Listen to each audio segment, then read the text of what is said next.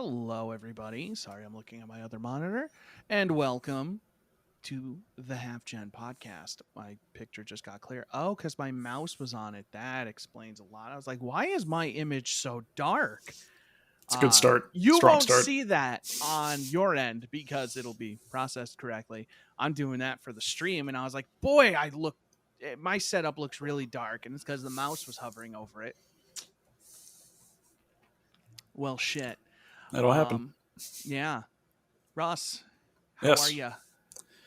Doing all right, my friend. How are you? I'm all right. Nat could not join us today. It was kind of a last minute thing. So he's not here. It's just us. You're stuck with us. Just us. Yeah. You're Stuck welcome. with it is a pretty good description of what this is. So let's get the sports talk out of the way. Oh, Did you sure. see what happened with Aaron Donald? I did not. Did you hear No. about it? So apparently, Aaron Donald lives in Pittsburgh, the Pittsburgh area. Went to school there, played college ball there.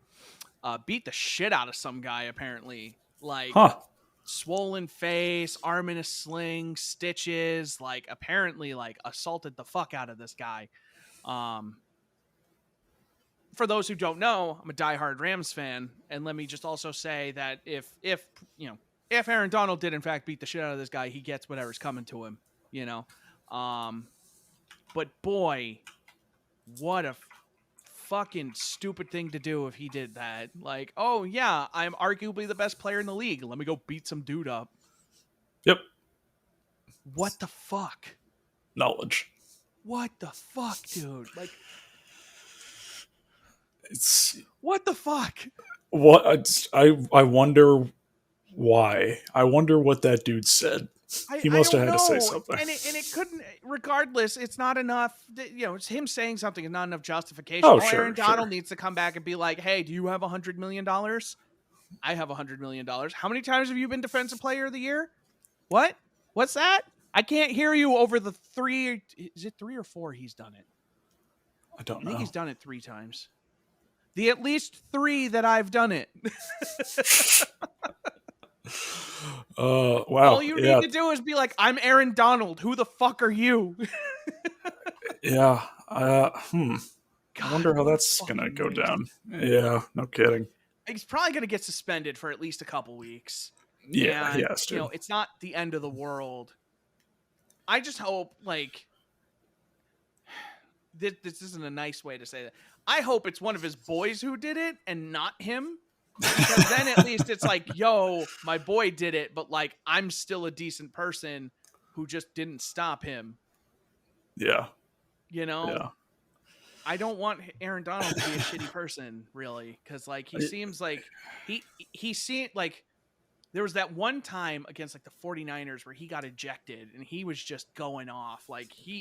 He is a damn good player, but I feel like sometimes he can get a little swept up. Mm-hmm.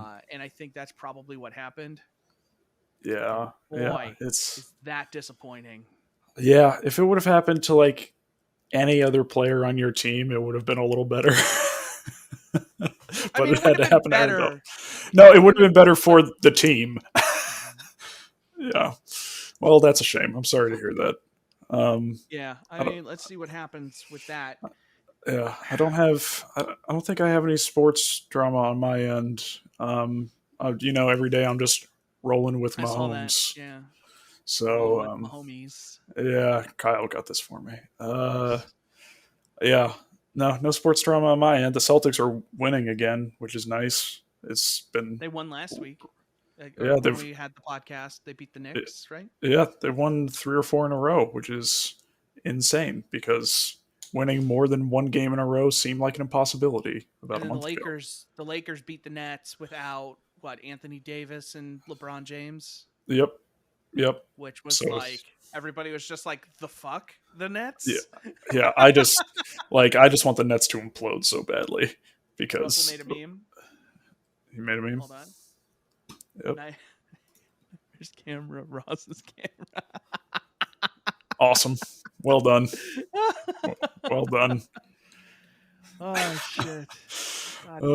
Perfect. Thanks, Russell. When I get back to work, the manager I need to talk to try and change my schedule for Tuesday should be in. I might also just be switching shifts with someone on a permanent basis. So next week, we should be able to get back to Divinity. Hopefully. Would Hopefully the shift switching, would that affect the days or just the hours that you're off? No, so right now I'm working till 8 on Tuesdays. Mm-hmm. I would only be working until 6, so I would actually be home earlier nice. than I usually would. So that would net us an extra hour of Divinity, assuming your old man body can hold out. It's true. I've had an old man body since I was about 3 years old. These joints creak. Ross is just like, well, it's 8:15. Better start getting ready for bed.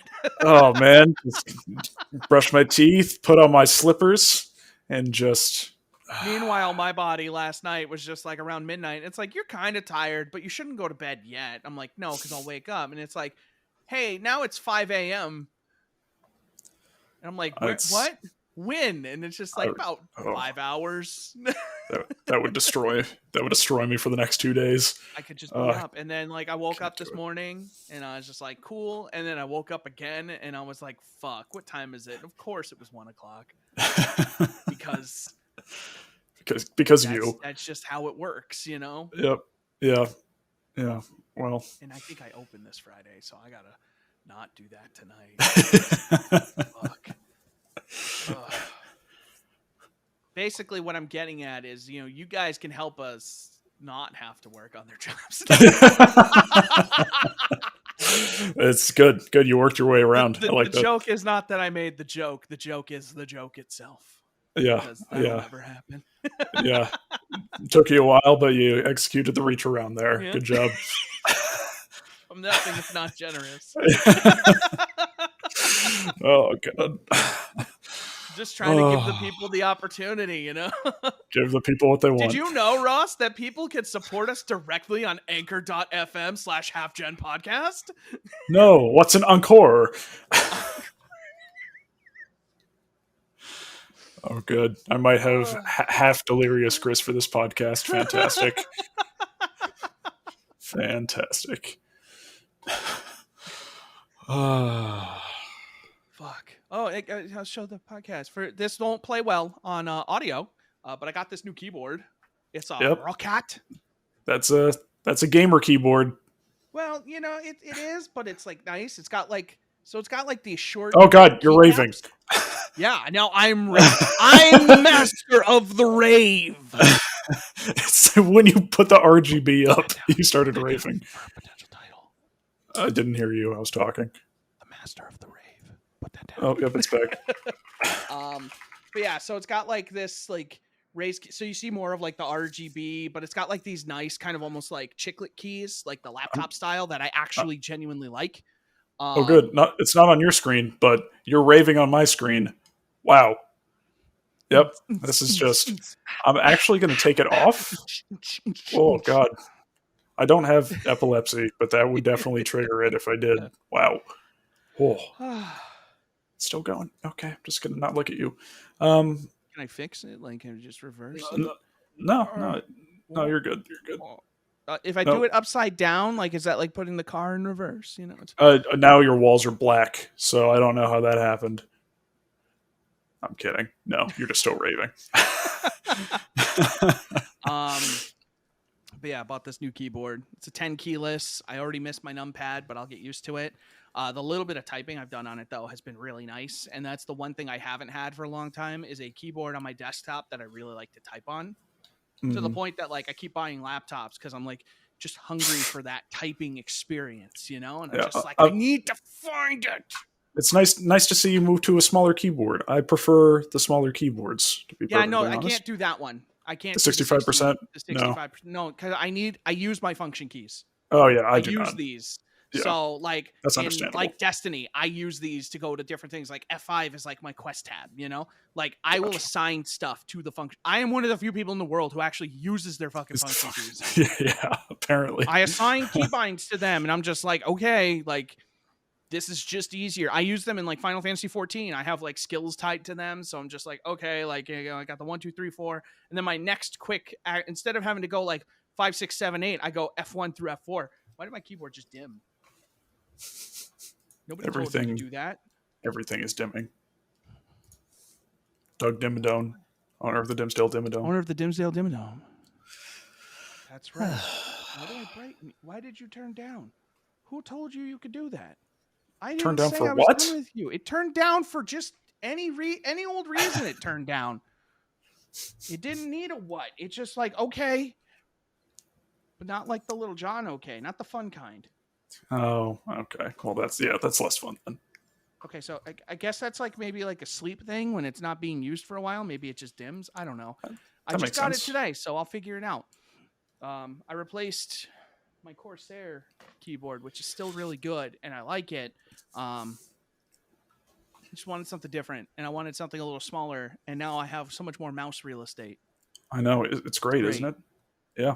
It's, Will was here when I was streaming earlier when I was playing games, and he was like, man, he's like, I'm happy for you. Like, you're making all these upgrades to your PC. He's like, smaller keyboard, lighter mouse, ultra wide. And I was like, yeah. Yeah. I was going to say something. I forgot. But, yeah, so games. That's the whole reason. Been playing games. Apex is busted right now because the frame rate sucks, even though the frame rate doesn't suck. I was playing at like 90 FPS, and it's just like, hey, how about it feels like half of that? So I wouldn't suggest anybody play Apex right now on PC because it's weird, and I don't like it.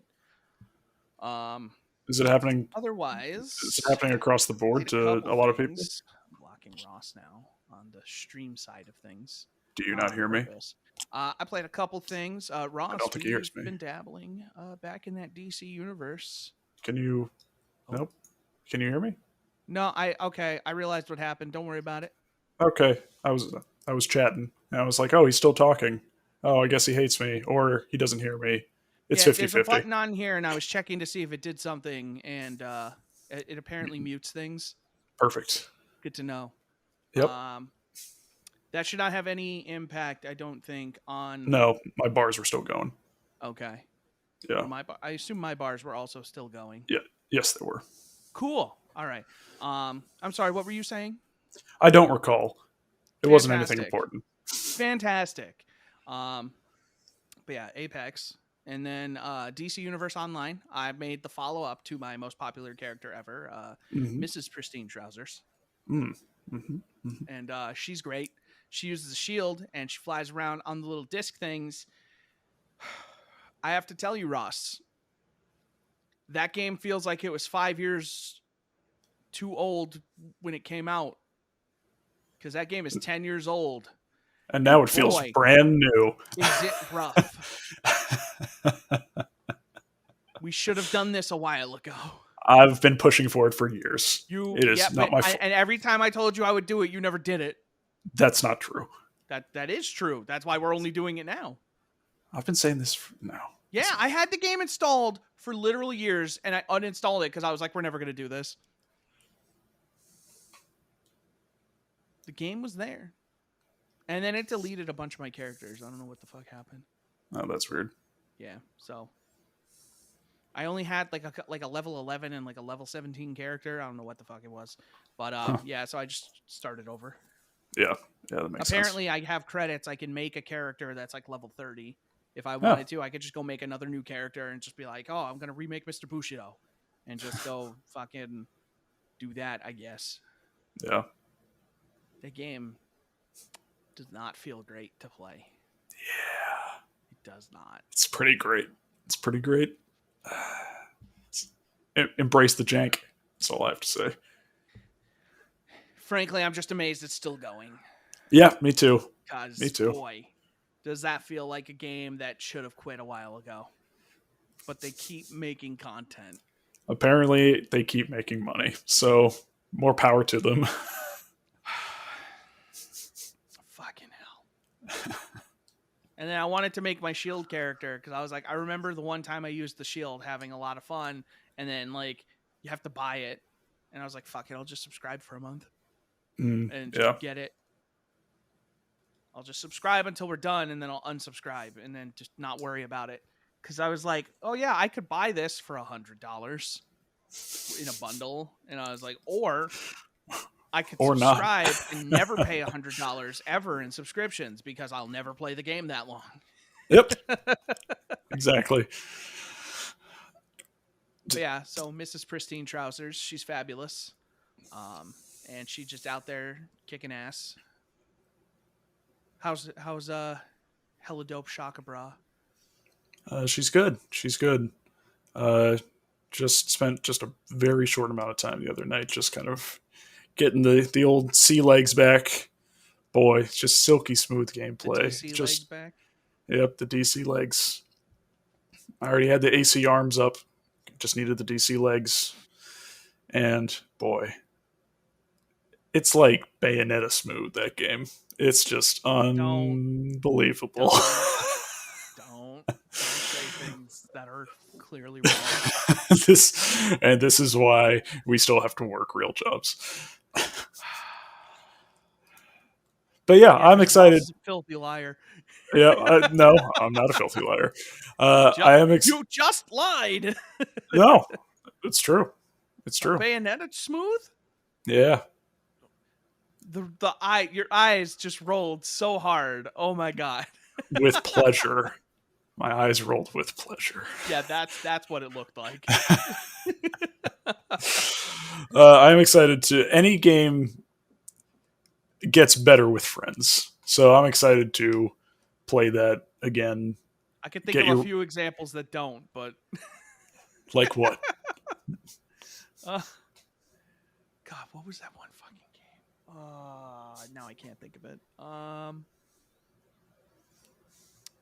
There was some fucking game I remember, and like I convinced everybody to try it, and it just was like fucking. It was just shit. Oh my god, I can't think of it. I just had it. God damn it. So like I had it in my head, and it's just like, nope, it's gone.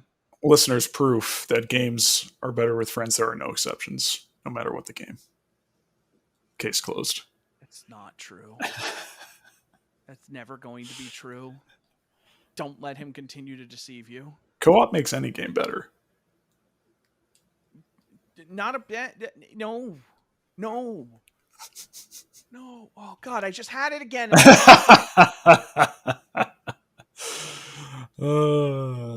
Fuck. Playing Destiny, I assume. Yeah. Just defeated. Dude, I just had it again. Yeah, I played Destiny. I went flawless again this weekend, 4 weekends in a row. Hey, playing nice. Trials. Otherwise, I haven't really been playing a ton of Destiny, just because we're in kind of the lull between where the seasonal story ended, and then there's like a 2-week break, and then Guardian Game starts next week, which is like the Guardian Olympics Titans, reigning champions. Nice. I'm going to grind. This year, they're doing it differently in a way that I think is going to be a lot more fun. Is they had like these challenges, so you have to go around like the system doing like different things and different stuff, and it was fine. But now apparently they're going to tie it to an activity, so they're going to have a special like strike playlist for it, and so you're just going to be running these strikes, and you're going to, everybody's going to represent just one faction, or what, not faction, but one class. So, like, when you start Guardian games, you're going to decide, okay, am I going to rep Hunters? Am I going to rep Warlocks? Or am I going to rep Titans? So, instead of everybody doing everything, you're only going to be able to pick one this time, which I think is smart.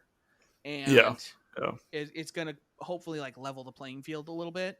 Because, like, a lot of people were worried last year, like, oh, yeah, the Hunters won the first day, but then they played their other characters the rest of the week. And to that, I said, how do you explain every other week when the Titans just kept winning? There are a lot of Hunters who just were very upset that they came in third every day. And I'm just like, look, if you guys were out there, you wouldn't be in third. Sounds like Hunters. Warlocks were second every single day. Didn't care. Consistency. And the Titans were just like, yo, let's just do this shit. And that goes to show that Titans are the most overpowered class in Destiny. Hands down. Right now they might be. Oh, really? Yeah. Nice. Stasis Titan is the most broken subclass in the game. Yeah, like by a wide margin. It's not even fun. It's just not fun. It's not fun to play against. It's so easy to play as. Like, it's just like, It's just like Need a you nerf. left click and you can traverse like a quarter of the map in PvP. Oh. You're just like, okay, I'm going. It's like kind of in Too Human, like when you hit a direction and like you kind of skate towards the enemy. Oh, you kind of do that, except like you can just keep doing it. And so you're just like, okay, I'm getting shot at. Let me turn around and just go the other way, then come back and punch you in the face. You're dead. And even if I don't kill you, I'm going to knock you up into the air or something, and you're going to be floating around helpless. And then God forbid I actually want to do it. I can right click and make a bunch of fucking ice everywhere. Yeah. Then break that ice and do damage to you. Also, I can slide and press my melee and make ice. Just like come around a corner and like glitch you through the wall. It's great. That sounds great, dude. That sounds a lot of fun. Sounds like a lot of fun. Yeah. Fun is one word that's used to describe it. There are other less savory words that would be used to describe it better on Reddit. Reddit always has the best words.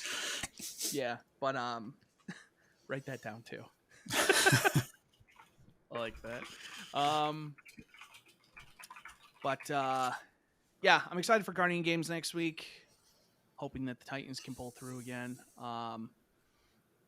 Otherwise, I have also played more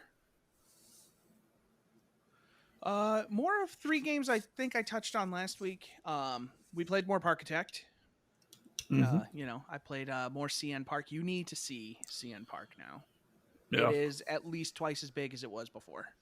Oh, that was fast. We played the other day for like 5-6 hours. We were like, yeah, we'll play for a little bit. And that's like, no, there's no such thing. And I was like, you're right.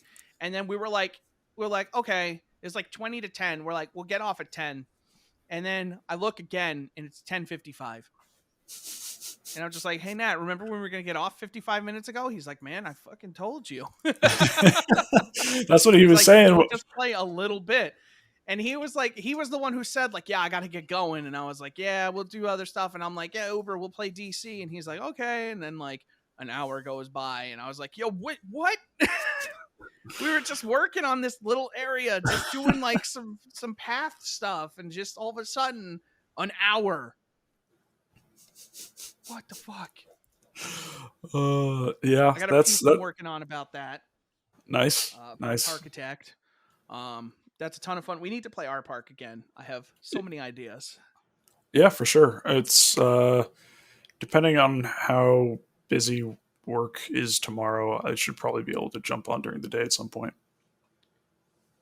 Cool. Yeah, because I know in the evening tomorrow the new Stellaris expansion is coming out. So I think me, Tony, Will, and Uber are going to be making a team and playing that. Yeah. So I could probably do it during the day. Yeah. All right, cool. Yeah. So tomorrow I will play 2 games I can lose countless hours to. Hey. I should not do that on a work night. Fuck. Why couldn't it come out tonight? I can't afford to call out. Or else I'd play Stellaris all night.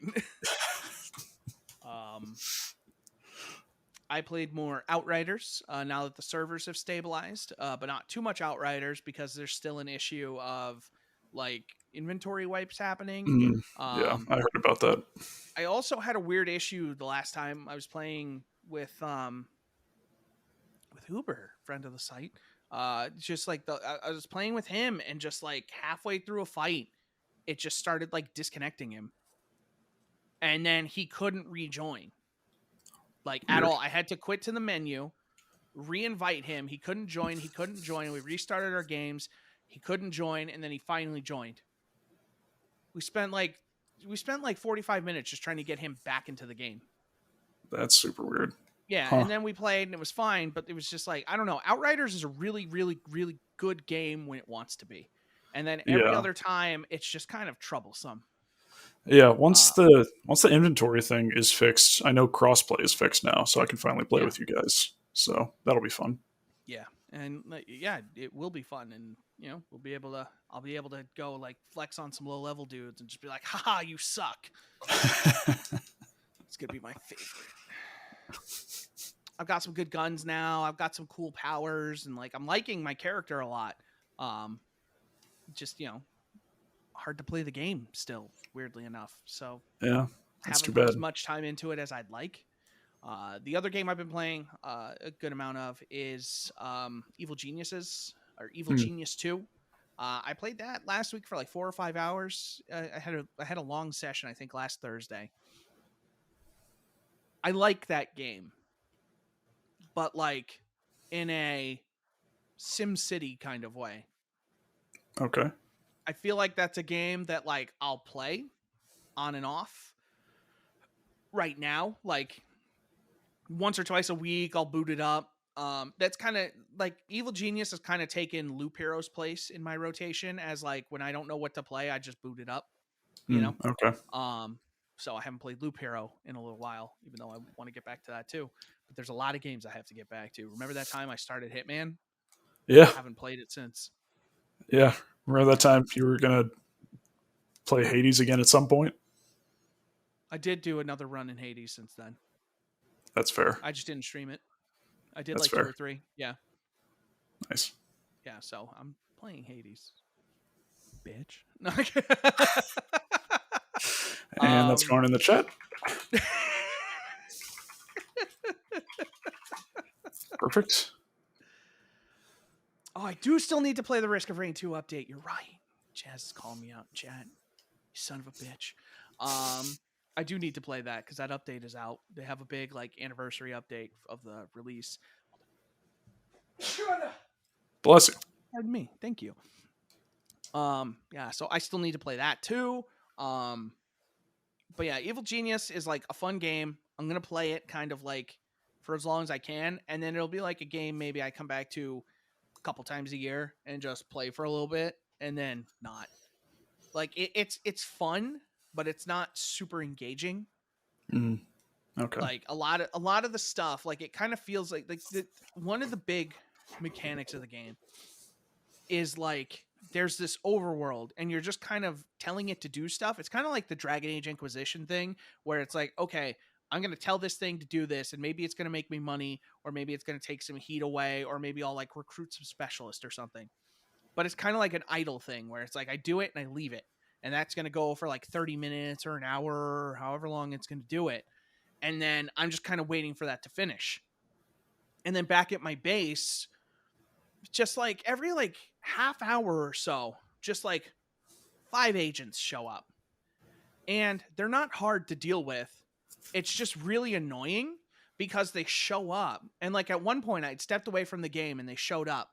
And because I didn't tag them when they got off this boat, they're just walking around inside my base. They're walking past my security. They're walking past my workers. And because I didn't tell them specifically, like, hey, either distract or eliminate these people, they're just walking through my base. They're just like doing this creep walk. And they're just like, what? You know, they're looking around like, Snake, this is a sneaking mission. You know? And like, they're just a conga line of fucking agents in my base. I'm like, dudes, kill them. And then they kicked my ass. Is that a glitch? That sounds like that should be like easily. No, if you don't specifically tell your people to do something about them, they will do nothing about them. That seems so weird. You can let them just walk around your whole base. And they'll get in anywhere they want to get. You know, they'll walk up to doors, they'll hack the doors, they'll do it. And like, they'll just look at them and just be like, huh. It's real dumb. Yeah, it's like you were saying how the game is fun but not necessarily engaging. And the way you're describing it makes it feel like those agents are a way to try to force engagement. That's exactly what they are. And they come frequently enough that by the time I've dealt with one group, I've just gotten to the point now where I have like my front up. So I have like this casino and I have a chunk of it like closer to the entrance of my base, just kind of dedicated to distracting agents. And then I have the rest of it just to like take money from, you know, fucking stupid people. So the front part just distracts them. And then by the time they get in, my dudes come up and they're like, no, you can't be back here. You got to get out. And they're just like, and it's like, no, you got to get out. I have one dude who he's like the silver tongue guy and he can just talk to people and he'll just talk them into submission and they just leave. He just talks to them and they leave. And it's not like he's an asshole or anything. He just like wears them down because he's just like an amazing dude. And they're just like, oh my God, I have to go. If we could make a voice into a title, that would have been it. But yeah, like it's and I'm constantly like rebuilding parts of my base, and now like and now this is an annoying thing is I've gotten research that like there's like so you're building your base, you're kind of hollowing out like this mountain, okay? And so there are certain areas that you cannot convert into like a living space, but you can upgrade it to let you do that. But all of my zones are currently built with like their current constraints in mind. So now I'm getting these upgrades that are allowing me to expand them, but it's like I already built these rooms to accommodate this. So now I'm going to spend a bunch of time just rearranging these rooms in a way that kind of maximizes this available space again. Then I'm going to have to do it again. And now I just unlock the ability for like multiple layers of like base. So now I can have floors, and it's like that's also cool, but now there's this other shit I got to deal with, and it's like I haven't even built the whole top. Like I haven't built the one layer all the way out of my base, and so now I got to build like 3 more layers or something, which is fine, it's cool, but it's just like I don't know. It seems kind of tedious. Sounds tedious. Yeah, so it's like it's I don't know. It seems like a perfectly fine game for like the right person. Maybe I'm not that person. It's fun. I enjoy playing it. Like, I don't have a bad time. It's just when I'm playing it, I'm in. I'm invested. And I can play it for as long as I need to. But, the moment somebody's like the other time where you were like, hey, like, let's play Parkitect. I'm like, dope, let's go play Parkitect, Right. But if I'm not playing the game, I just don't want to. Yeah, I totally get that. I feel that way about a lot of games. Yeah. So yeah, that's kind of my journey through games this past week. Nice. I do plan probably tomorrow. I was watching some videos today. I do plan to start Monster Hunter Rise, I think, tomorrow, to get something rolling on that.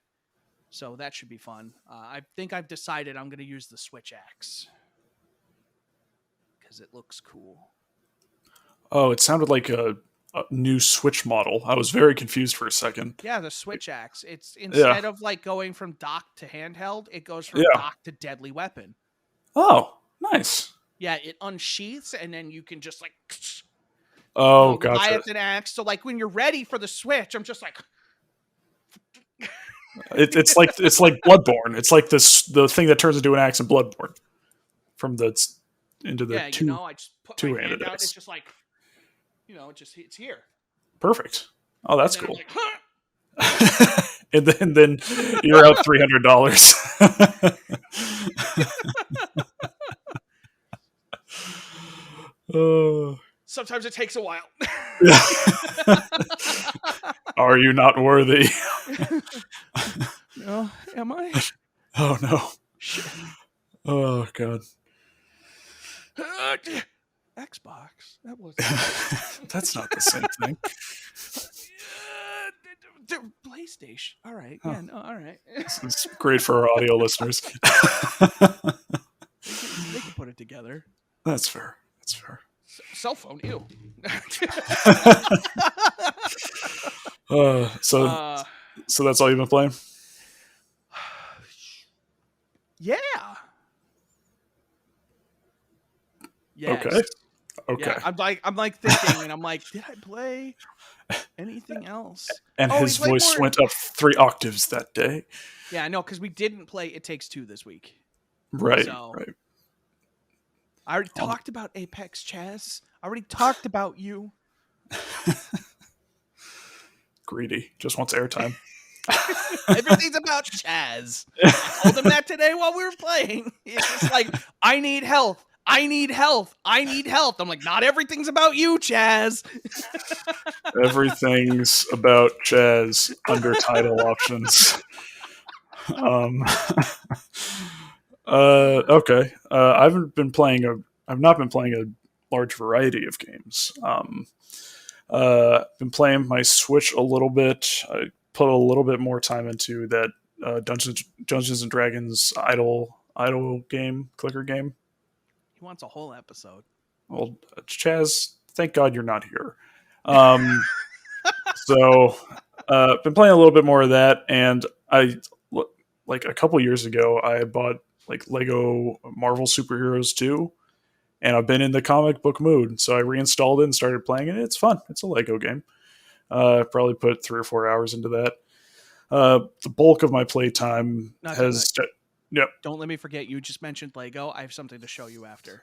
Just please when don't. You're done. Please don't say you bought some dumb expensive Lego thing where you could have put that money somewhere else. Not expensive, and I already have money somewhere else. Don't you worry. I don't trust you. The lion's share of my playtime has been Marvel's Avengers on PlayStation 5.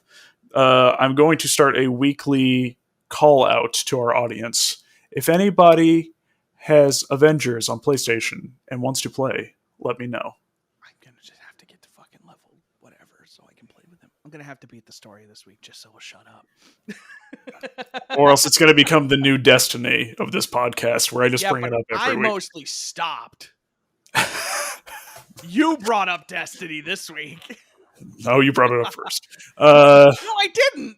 You talked about when you were playing it. We talked about Stasis Titan. Yeah, no, but you said, and I take it you played Destiny this week too, and I was like, yeah, I played Destiny, because remember you said I was defeated. You were going to get there. And if you say no, you're full. You have no proof because you didn't let me. This blood is on your hands. You're the worst kind of human being.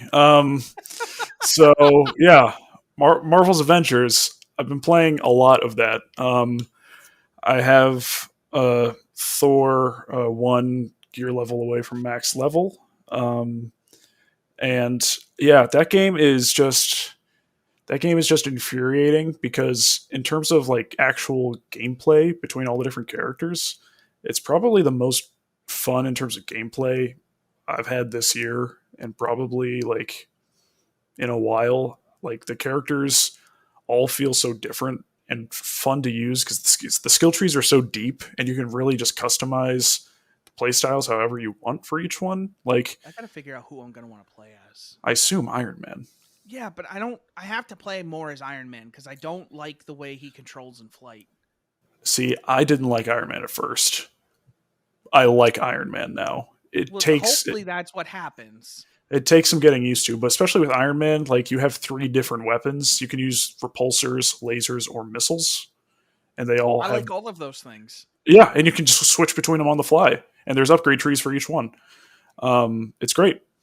Yeah, it's. I played through last week. I played through the Kate Bishop, the first DLC for the game.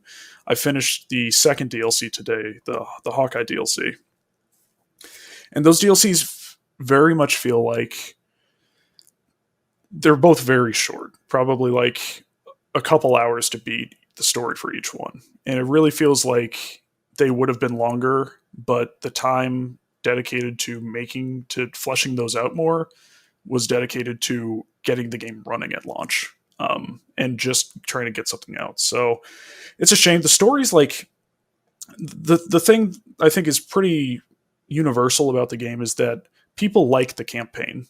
And I think that kind of energy and style goes into the DLC as well. Ashley Birch as Kate Bishop is just the perfect casting in the world. If there was an equivalent of like live action Downey Jr. to Iron Man to voice acting, it would be Ashley Birch to Kate Bishop. She just fits the character so perfectly. And so yeah, and with those DLCs being free, obviously, like you have nothing to lose by not playing them. And I totally get the complaint about having the first 2 like DLC characters both be archers. I get it, and I feel it to an extent. But they do differ quite a bit once you get down their skill trees. And I'm having fun playing both of them, to be honest. There's only one character I don't like playing in that game, and it's Hulk. Because I don't mind Hulk, actually. So far, from what I played of him, I actually kind of like him. For being a tank, he's the most like gear reliant hero in the game, because you really have to build him tanky, because otherwise he just feels soft and squishy for a tank. But other than that, like Iron Man, I did not like at first, not until I started going back recently and started grinding up all the heroes.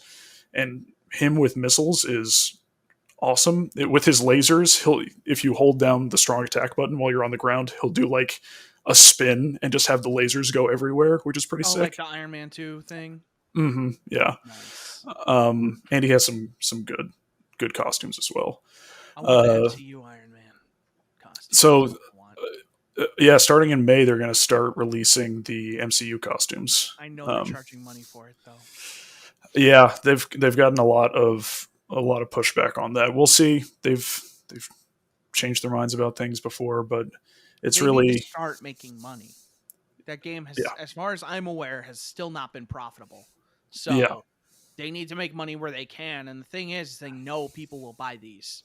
I'll buy it.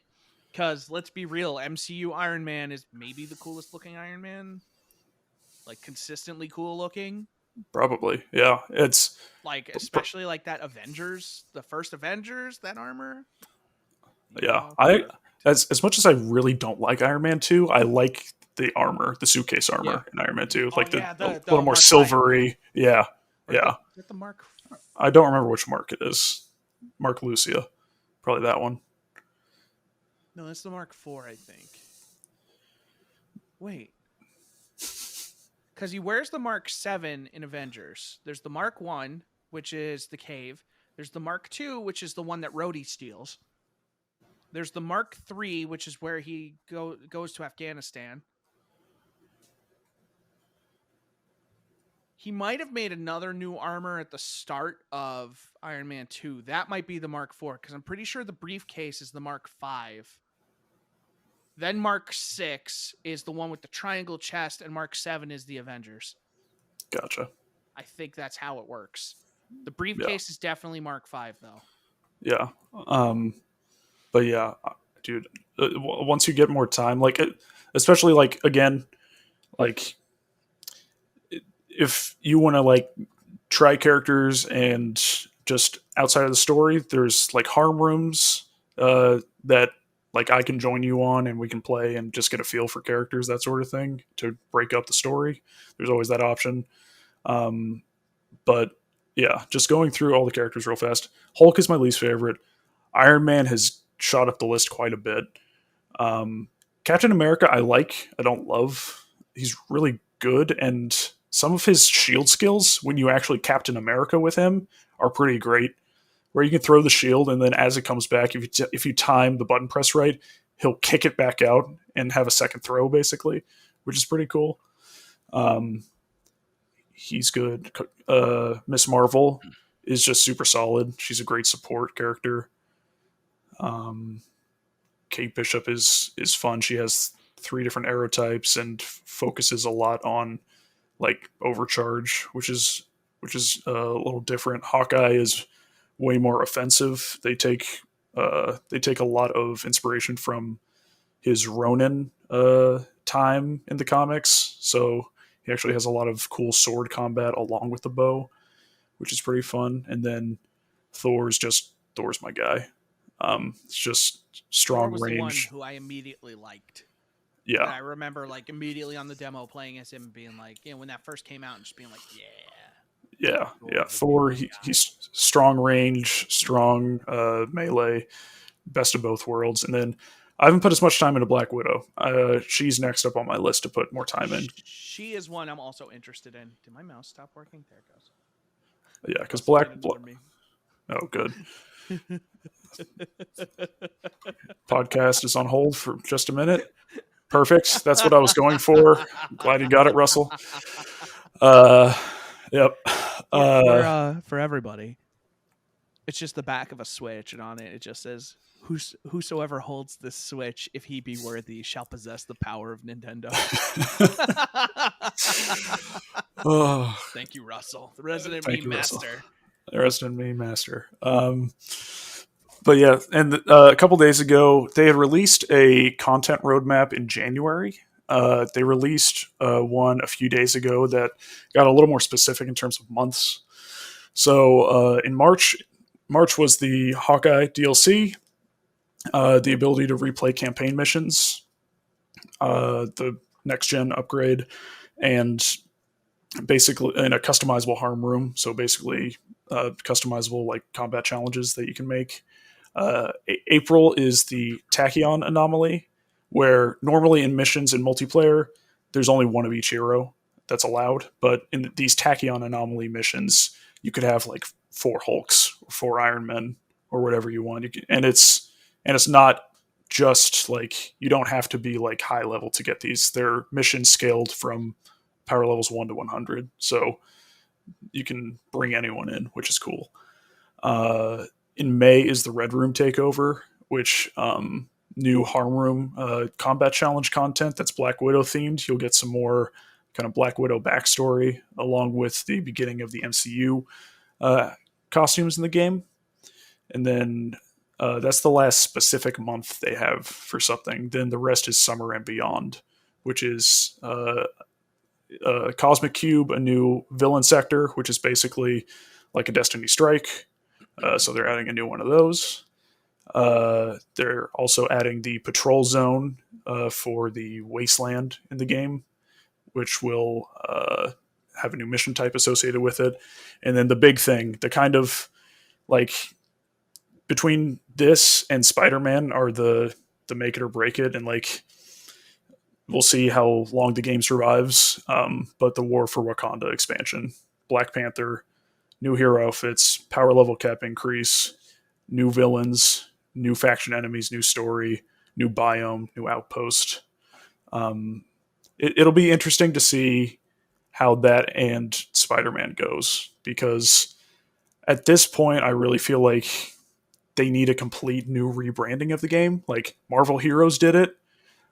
Final Fantasy XIV did it after just completely botched launches.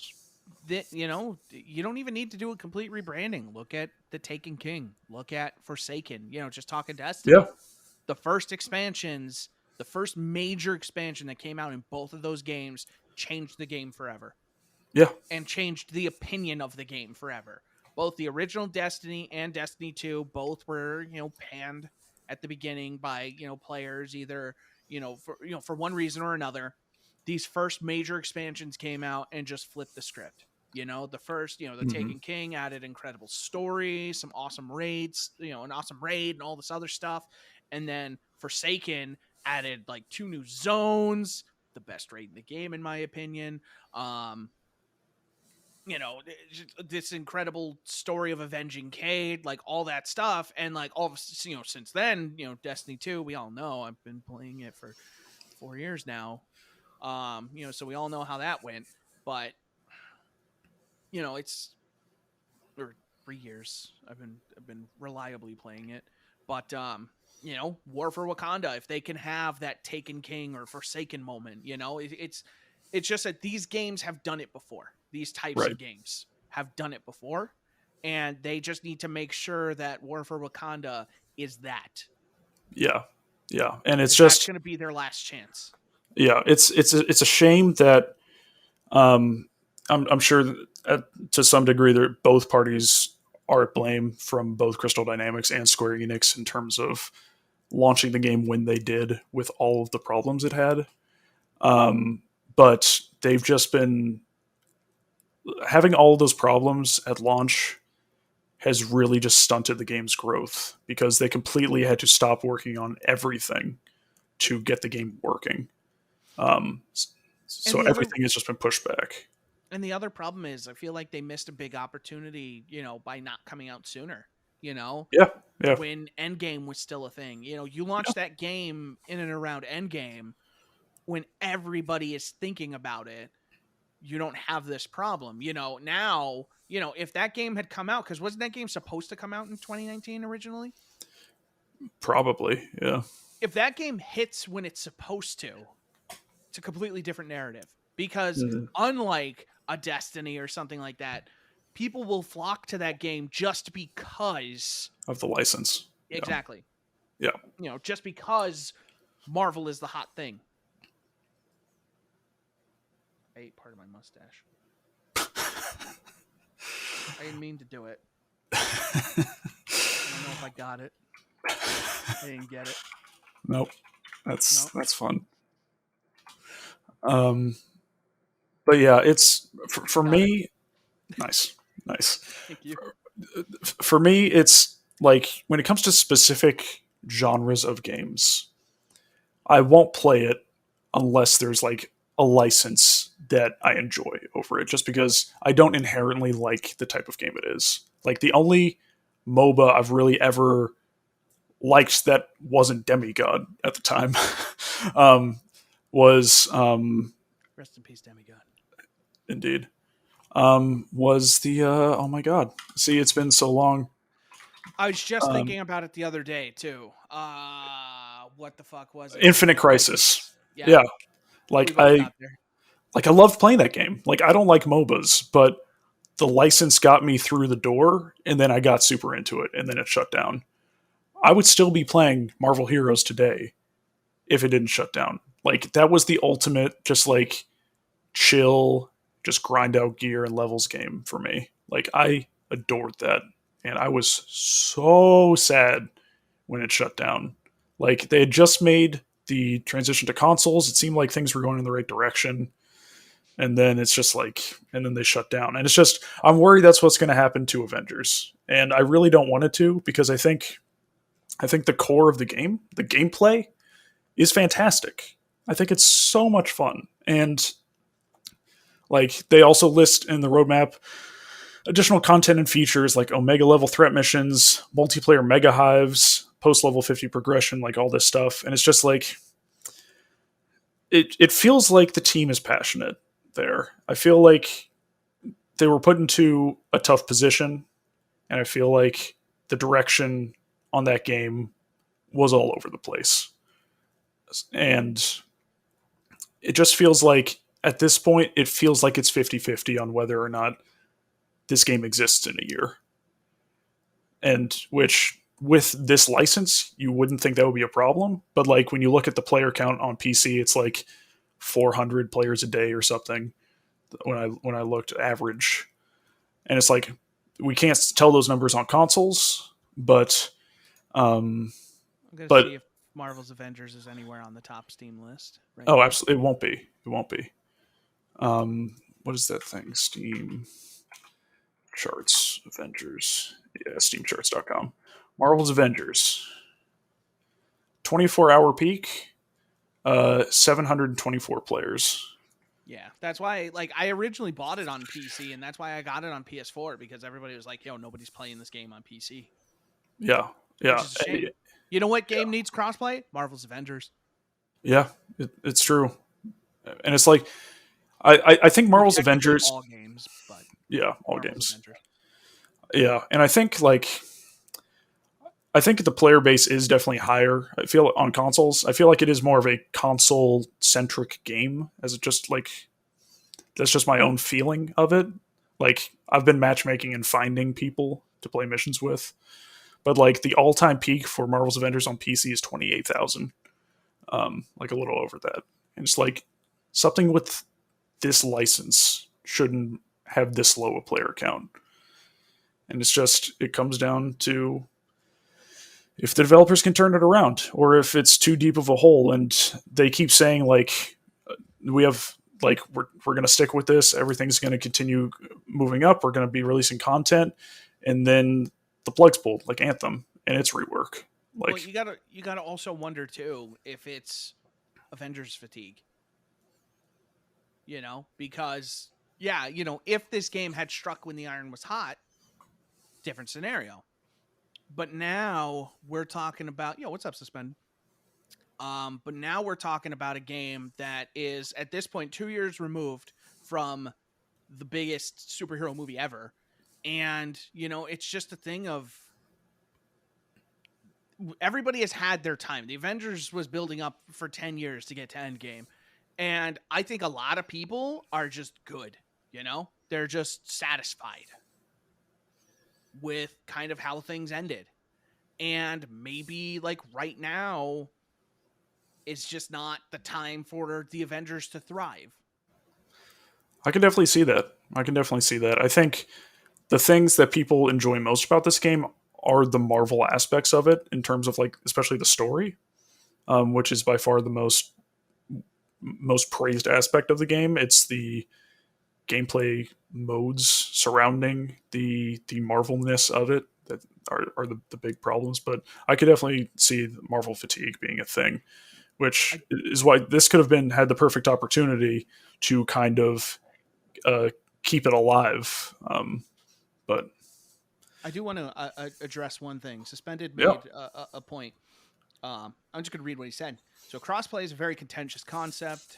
Every time it is brought up amongst PC players, it's held in very high regard. Every time it's brought up with console players, they don't want PC in the mix.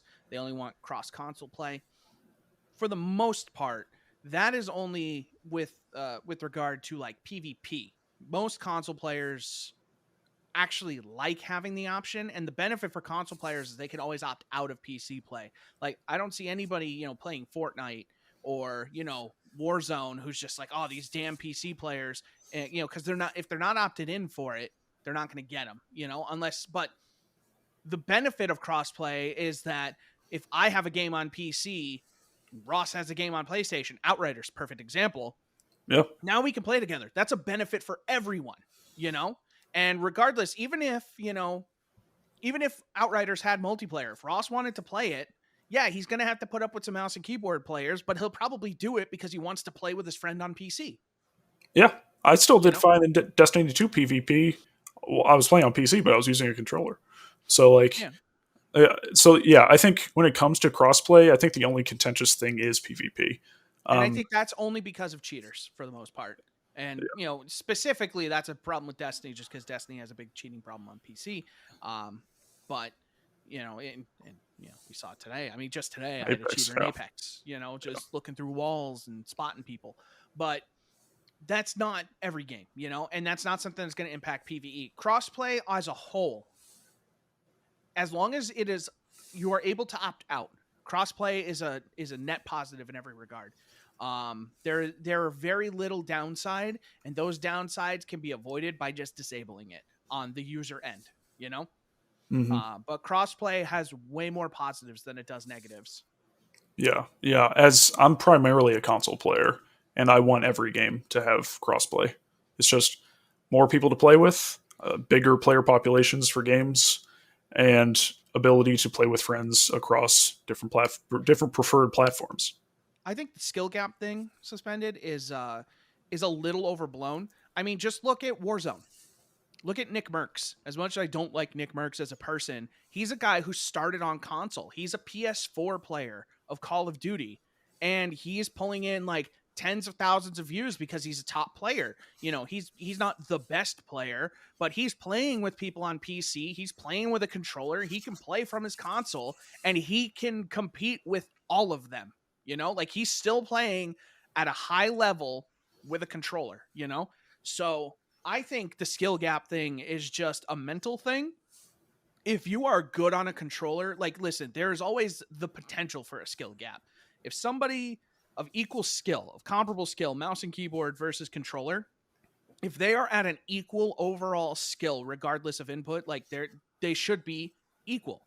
The only difference comes in if you're good because you're playing against other controller users, or you're good because, you just haven't played somebody good on a controller on PC.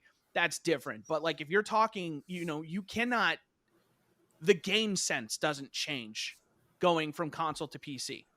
Sure, you might be able to get a more accurate shot with a mouse and keyboard, but you also get a little more aim assist. You might be a little stickier with a controller. So that's a benefit that goes both sides. Each side gets something and loses something to the other. So a good player on either side should be able to compete with an equivalent player on the other side. Yeah, I totally agree.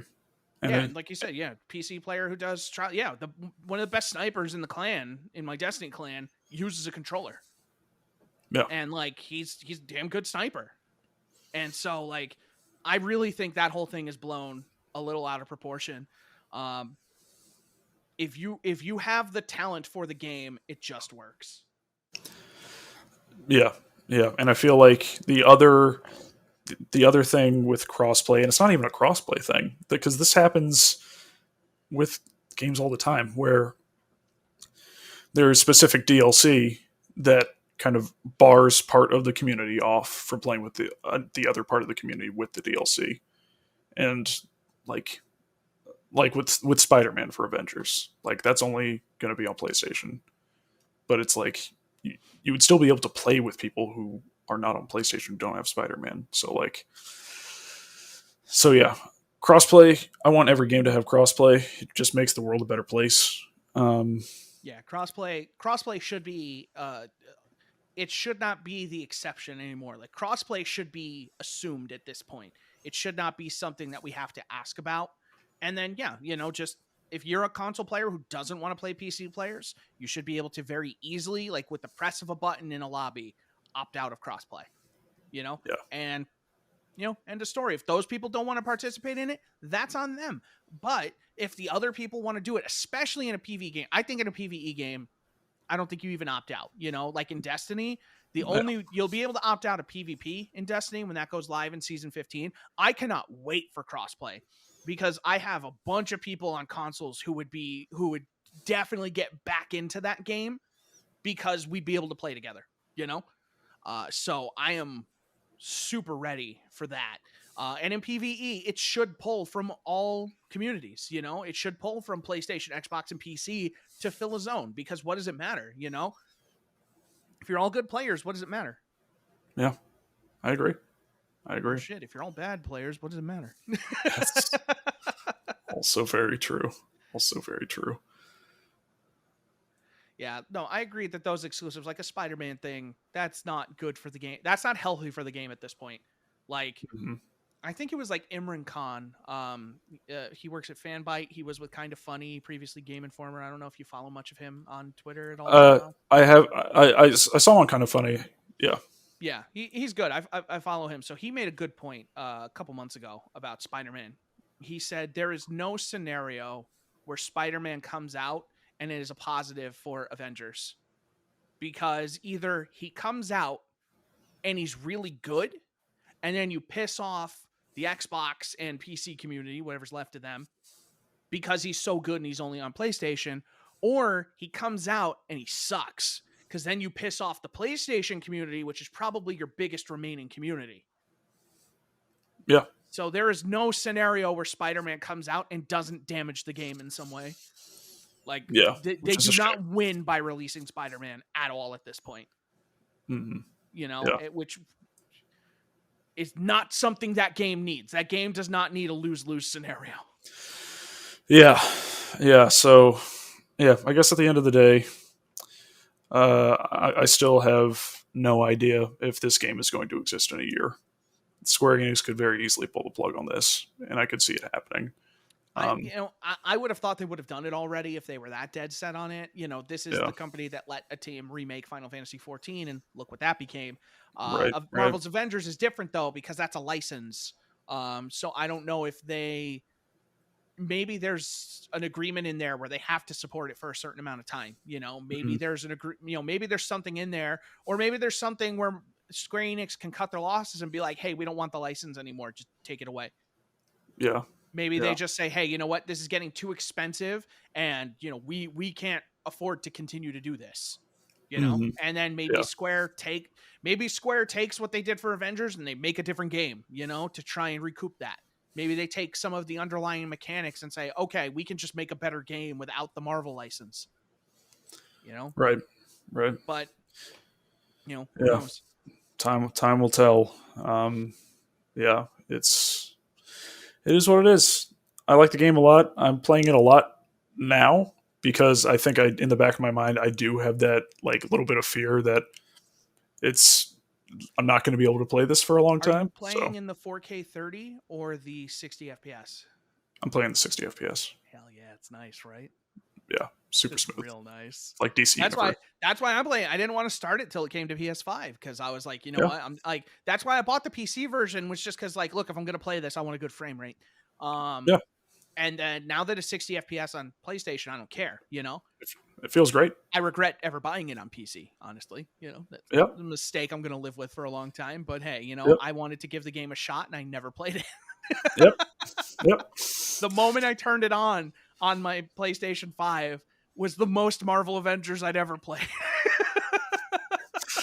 Yeah, yeah.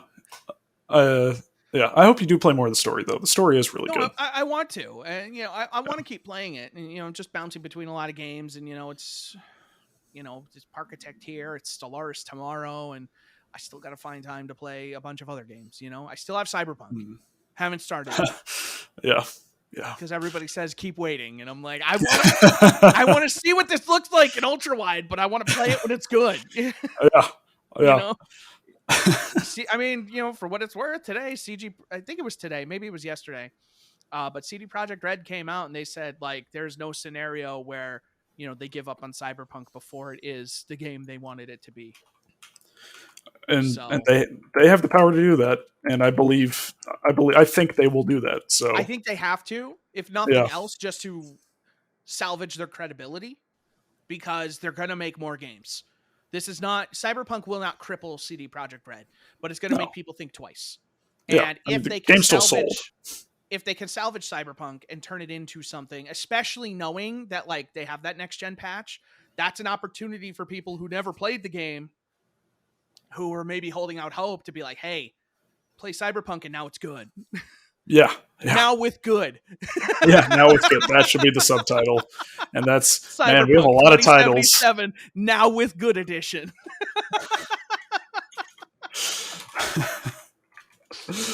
Oh god.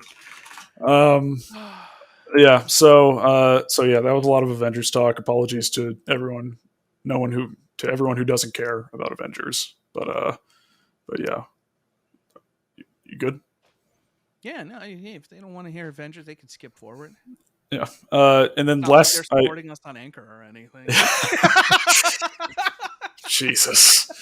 And then there was one more. When you're paying me, you can have a say on what we talk about. There was one more game I did play that I forgot about. That goes again. We're sitting the exact same way. God damn it.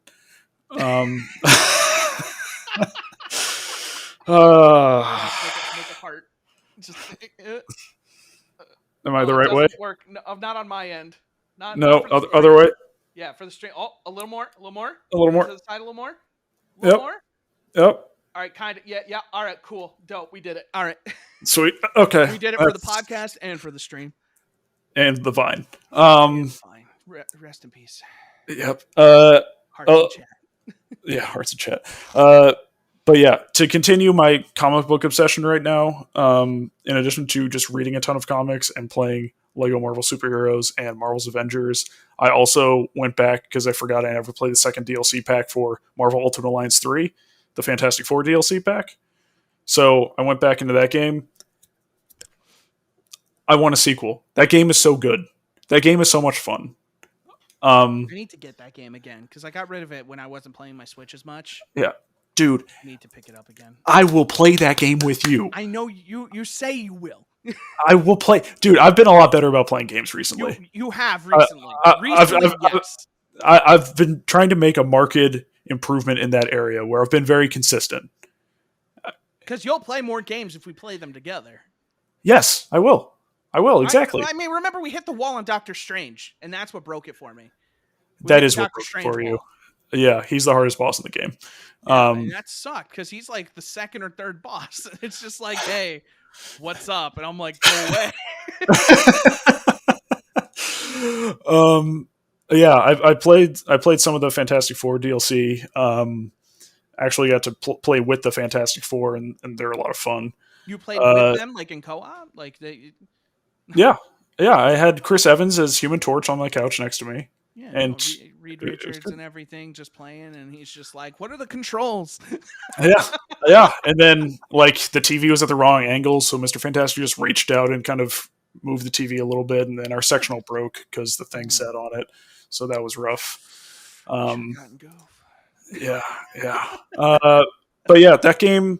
I'm very glad that game exists. The first two games have not aged well. Period. The end. The third game better than one. Yeah. Well, yeah. Not saying much. Yeah. Marvel Ultimate Alliance 3 has, I think, with all of the DLC now, 52 characters. There's 3 or 4 different story DLCs. There's so much replayability in that game. There's Infinity Rift challenges. There's Gauntlet, which I think is no, not well. There's Gauntlet, and then there's Harm Room, which Harm Room I think is the PvP mode in that game, which I haven't touched at all. But there was a PvP mode, yeah, that they added where you get really good rewards. Of course you do. But yeah, that game is fantastic, and it's sold over 1 million copies. I would love a sequel to that game, especially on the. I would love a sequel that's not published by Nintendo. I get that. Not that I think Nintendo did anything wrong, but they're the reason why that exists. They shouldn't be the reason that exists. No, absolutely, and hopefully, like with that success, they will be able to springboard into a multi-plat. I don't think they're going to do that though. As long as like that might be what they do if they have to close out Marvel's Avengers. Maybe come back and be like Ultimate I could see that. Let's salvage this. You know, I could definitely see that. I could definitely see that. But yeah, that's another game that's just like super high quality, super fun to play. Team Ninja did a great job with that game. I don't replay campaigns in games very often. I've played through that campaign maybe 4 or 5 times on different difficulties. It's just each character is so much fun to play. There's no clone characters in that game. They all play differently, which is a testament to the development of that game. So I would love to see another one. I would love to see a boosted Switch Pro version of that game, because the frame rate in that game could get real bad, especially in some of the kind of horde mode challenges. Nintendo really needs to do it. They just need to do it. Yeah. Like, it doesn't matter how well the Switch is doing. At a certain point, like, you're not going to be able to develop games the way you want to on that. Yep. You know, 100%. like, you know, Breath of the Wild's incredible, but like, if you're going to do more in Breath of the Wild 2, how much more can you do when you were already taxing that hardware? Yeah, frame drops. The first one. It's only been 4 years. The hardware hasn't changed. There's not much you can still do with it, you know? And you're Nintendo. If anybody can do anything with it, it was you. Yeah, and you'll get, like, at least for during this kind of in-between crossover stage in terms of next-gen stuff, like, if you get a Switch Pro, you'll get more ports. Like, Doom and Doom Eternal running on a Switch Pro, they run well on a Switch. Imagine but them they would running look better on a Switch Pro. on a TV, like running at actual 1080p. Yeah, you know, and not having to downsample. Yeah, Switch Pro needs to happen. I will buy it even if it's just like a PS4 Pro in stat, like that would be enough. Mm-hmm. That would be more than enough, just more than the Wii U, but a little more.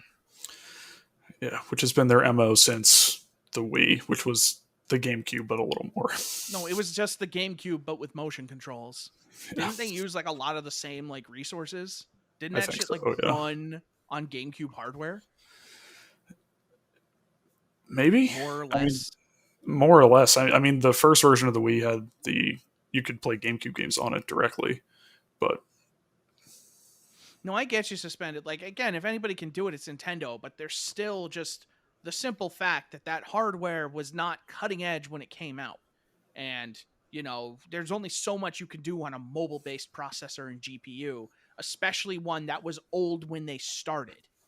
Yeah, and it's one thing where it's like Nintendo first-party games are always great and they always run well. Breath of the Wild, I love. Breath of the Wild did not run well, especially in Kokiri Forest. Or not, the Lost Woods, whatever. Like, it got into single digits for frame rate. And that happened in other places as well.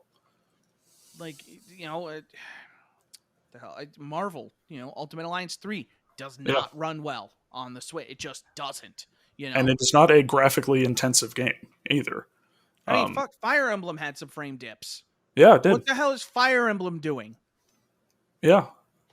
Imagine Metroid running on that. Like, Metroid ran great on a GameCube, you know? But imagine taking that and trying to make a modern one that looks better and runs better. You start putting a bunch of enemies on the screen, all of a sudden it's like, hey, slow down. Yeah. Like, that's the thing, is like Nintendo has not been known for as far as I'm aware, Nintendo has not been known for their games not performing great on their own hardware. Usually their stuff runs well. Yeah, usually it defies expectations of what's possible on their own platform compared to what third parties do. Yeah, but for the lifetime of the Switch, there's that Zelda game, the one, the Link's Awakening remake. Yeah. People panned that game for its frame rate problems. Yeah. Because it was just like, yeah, it's 60 FPS until it's not, and then it's not, you know? Yeah. And like, yeah, Metroid Prime 4 is going to be a Switch game, and I'm super pumped for it too, but like, what the hell? You know, like, how is that game going to run? Yeah, Metroid Prime is a big open thing, you know? It's how is that going to run? Like, to get it to run where they want it, they'll have to drop the resolution, like, significantly, like they did with The Witcher. At that point, you know, if you're playing at 360p, what's the point? You know, I know what the point, but like, level with me. What's the point if, you know, it's supposed to run at 720 or 1080, but it's running from 360p or 540p? You wouldn't watch YouTube in 540p. Yeah. Why play your games at that? You know, they need better hardware, and Nintendo has gotten very far these last few generations with weaker hardware, but their hardware has not been competitive since the Wii U was barely competitive with the PS3 and the 360 for one whole year. Yep. That's just facts. And their current strategy is just, they needs to make more high quality 2D games instead of just, but that's, I don't know, the mainstream doesn't want 2D games. They want the big blockbusters. Like, I get what you're saying. There's plenty of high quality 2D games being released in the indie space as well. Like, I don't think that's the answer. That Mario game I played earlier this year, that one too, the Super Mario 3D World. Yeah, like, Bowser's Fury. Bowser's Fury. That game ran mostly fine, but had a couple dips. You know, nothing crazy, nothing that really like impacted me. But it's still, that's a Wii U game ported that still had some problems. Yeah, yeah. I think the only 2D game I would see people wanting will be a new 2D Metroid game. So I'm talking about things that are possible.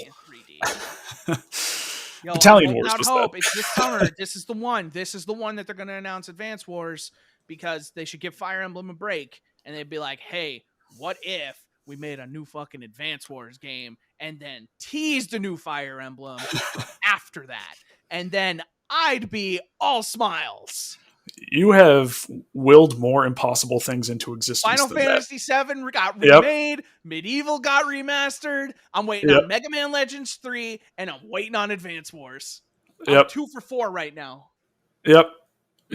And then when I wish for things to happen, I get Mirror's Edge Catalyst. So I stopped wishing and dreaming a long time ago. But yeah. So I'm also hoping for a Dead Space remaster / reboot. Yeah. For sure. Maybe. For sure. Maybe. You want to talk about this Sony shit? With Epic? Oh, no. That stuff. Yeah. That's the thing I wrote the article about. Yep. Yeah, so earlier this week, I wrote a piece about it on HalfGen.com. But, oh, God.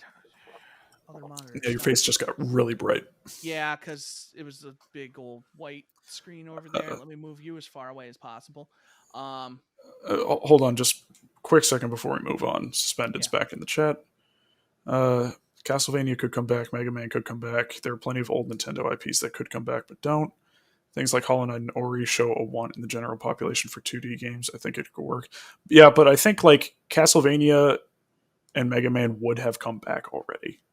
Like, it's been a long time. The problem with Castlevania is Konami and getting them to Konami is games again, and not pachinko machines. Yeah, that's a big issue. And Mega Man is just Capcom is making money again, and so, you know, I like when I talk about Mega Man, I don't want a 2D Mega Man. I want Mega Man Legends 3. I want the big open world spelunking Mega Man where I go underground and shoot Reaver bots and with my stupid little buster cannon, and I'm upgrading my stuff, I'm exploring the world and building new weapons, because Mega Man Legends 1 is good. Mega Man Legends 2 was great, and we were supposed to get Mega Man Legends 3 for the 3DS, and then that got canceled. Where's my big open world Mega Man game to finally satiate my needs and desires? I don't see it. And I think like you have seen those franchises come back just with different names. Bloodstained was from the creator of Castlevania, and Mighty Number 9 was the other big issue too that people don't think about is, why would Nintendo target a 2D game when indies are already doing it? Yeah, and doing a great job with them too. Exactly. Why would they compete with indies when they're trying to when Nintendo does an indie showcase, like they had one today? There were a couple. Did you see Oxenfree 2? Oh no, I didn't even know there was a announced today at the indie showcase. It was like their kind of like last minute drop. Oxenfree 2. It was a creepy trailer. Retta's happy too. She's very happy. She heard Oxenfree 2 and she's like, Dad loves that. Yeah. You're right. You're right. Good girl. But that's the thing is Nintendo's already courting all these indies, and why make when Hollow Knight is as beloved as it is, why try and compete with it? When you can just have it on your console. Game. Exactly. Yeah. When you can just make a different game, and now you just make a 3D game instead, because that's what people want right now. 2D has kind of fallen to the indies. And I don't say fallen in a negative way. It's just that's kind of become their domain. And that's what a lot of indie developers like to do. That's the games they like to make, because they want to make the games that they're nostalgic for. Nintendo is trying to kind of push their stuff forward. They want to keep it modern so that people come and want to buy a Switch. And I don't think a new side-scrolling 2D Mario game in the kind of traditional 2D fashion sells consoles like a Bowser's Fury might, or like a Super Mario Odyssey does. Nintendo sells consoles with 3D games since the N64. That's just how they do it. Super Mario 64, Ocarina of Time, Majora's Mask, Twilight Princess, Those are the all thing is, big epic 3D games that push their hardware, that make people want to go out and buy a GameCube, want to go out and buy a Wii. Yeah, the thing is, Metroid Prime, perfect example. Metroid Prime completely changed that series forever. Yeah, the thing is, the games you mentioned are still coming out. They're just not called those titles anymore. I mean, Capcom made Mega Man 11 a couple of years ago. They did, which was it was pretty well received. Yeah, which was well received, but again, didn't set the world on fire, because that's just not what people who like Mega Man are not. The newer demographic of gamers. But you don't need that. You don't need Mega Man 11 to set the world on fire. You don't make it to set the world on fire. You make it to kind of shut the fans up a little bit and just be like, okay, here's Mega Man. We made it quick and dirty on the cheap, Sonic Mania, another perfect example. Hey, outsource it. Here's this team that's passionate. They already make a lot of Sonic games people like. We're Sega. We want to make a Sonic game that makes people happy. They made a 3D one that sucked, but they let somebody else make a 2D one that actually did kind of set the world on fire, So let the indies do it. Yeah. Cadence of Hyrule. Yeah, Cadence of Hyrule. Cadence of Hyrule. Right there. Nintendo literally just asked the indie to do it. Mm-hmm. Have our license, make this game for Zelda. Done. Because Nintendo's not going to do that. Yeah. Just why would they, Why would they compete when somebody can already do it and you can just give them the license? I think, if anything, modern Nintendo is way more likely to do that stuff than, Nintendo of 10 years ago. Oh, 100%. Yeah. Did you watch that trailer? No, I haven't. Okay, I will. It was kind of neat. Yeah. It was pretty dope. On the PlayStation, though. I don't know if you wanted to talk about the indie thing real quick. I don't know if you pulled it up or not. Let's tackle the PlayStation thing. All right. So earlier this week, there was a big drop by Bloomberg's Jason Schreier, formerly of Kotaku, the man whose word is gold, talking about I'm going to make a long story short here. Sony has a division called Visual Arts and Service Group. And what they do is they're kind of a cleanup crew for games. They come in, they kind of help with some final touch-up work. They do work on animation, stuff like that. So they come in on a game like The Last of Us Part 2 that needs to get over the finish line. And they come in and they help them kind of do some of the behind the scenes work so they can kind of work on bugs and stuff like that and get the game out the door. And they do good work as indicated by the quality of Sony's first party development. So they're kind of like an internal outsourcing group, as it were. So a group within there wanted to make their own game.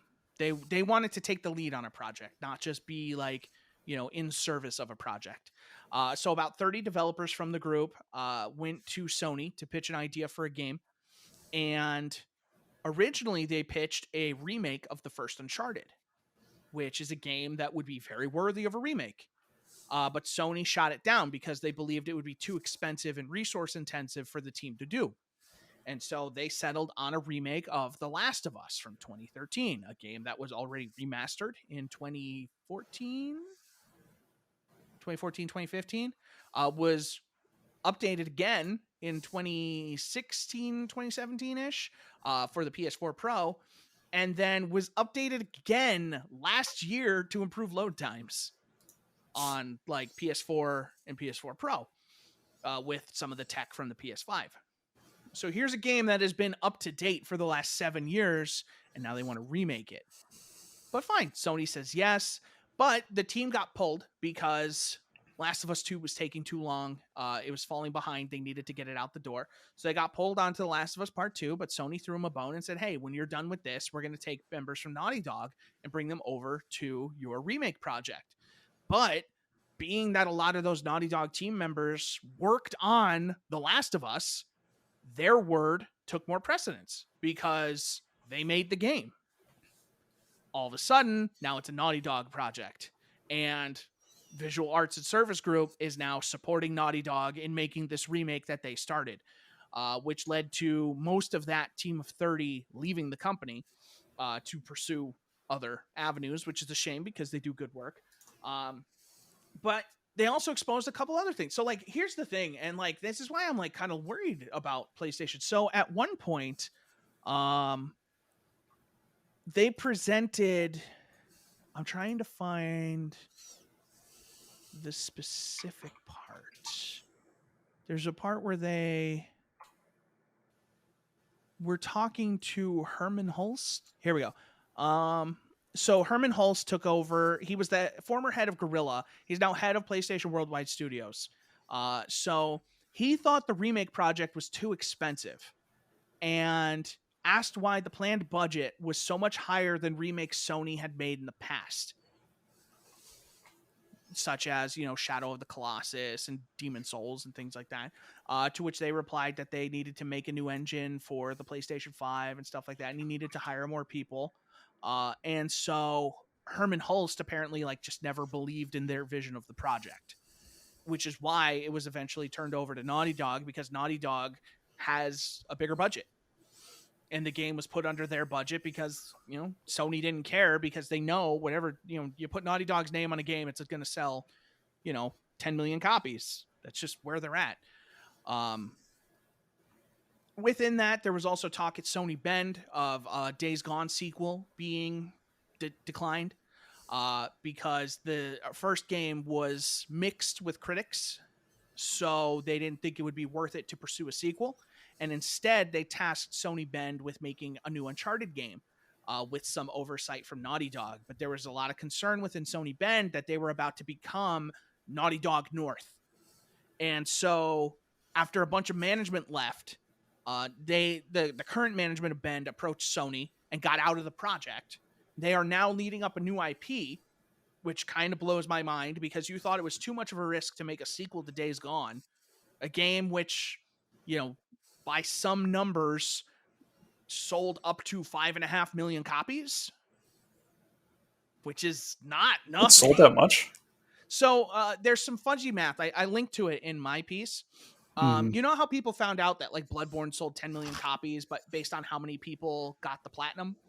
Oh, okay. So they said like, okay, there were like, the percentage of people who earned the platinum when you kind of reverse math that number came out Right. to about 10 million copies. So that's how they figured out Bloodborne was an incredibly good selling game. They did the same thing based on the average. So they figured out how many people earned. They listed like 250 million trophies earned or something. And they figured out the average number of trophies earned per player. And that led them to the number of around 5.5 million. Gotcha. So that's the estimated number of copies of Days Gone out there. That's not even including the upcoming PC release, which I have another piece I'm working on related to that, which, that's another thing. But, so now they're making a new IP, which good for them. Let Sony Bend make something new. Yep. But there's this growing concern, it sounds like, within Sony that like every game needs to be a blockbuster. Every game needs to be able to have a sequel that's going to sell as well or better. Because Sony right now is the king of the third-person open-ish world action game. And that's all they really do. There's Ratchet and Clank, there's Gran Turismo 7, but then there's Horizon Zero Dawn, The Last of Us remake, a potential another. I would actually like to see them make another Last of Us, but with completely different characters. Go to another part of the country, another part of the world. Yes. You can make so many stories within the world of The Last of Us, and I want to see those stories. Yep, I agree. Just stop making games about Ellie. The sequel was fine. I'm done. We're done. Ross, we're done. The sequel left Ellie in a great open-ended place for me. Yes. We're done. Yep. We're done with their story. Talk about someone else. I would like to see another Last of Us, not a remake. God of War sequel. God of War. Yep. Probably whatever this new game is coming from them. We just had Ghost of Tsushima.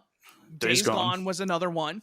Like, It's all these third-person, varying degrees of open-world games. And that's all Sony has right now.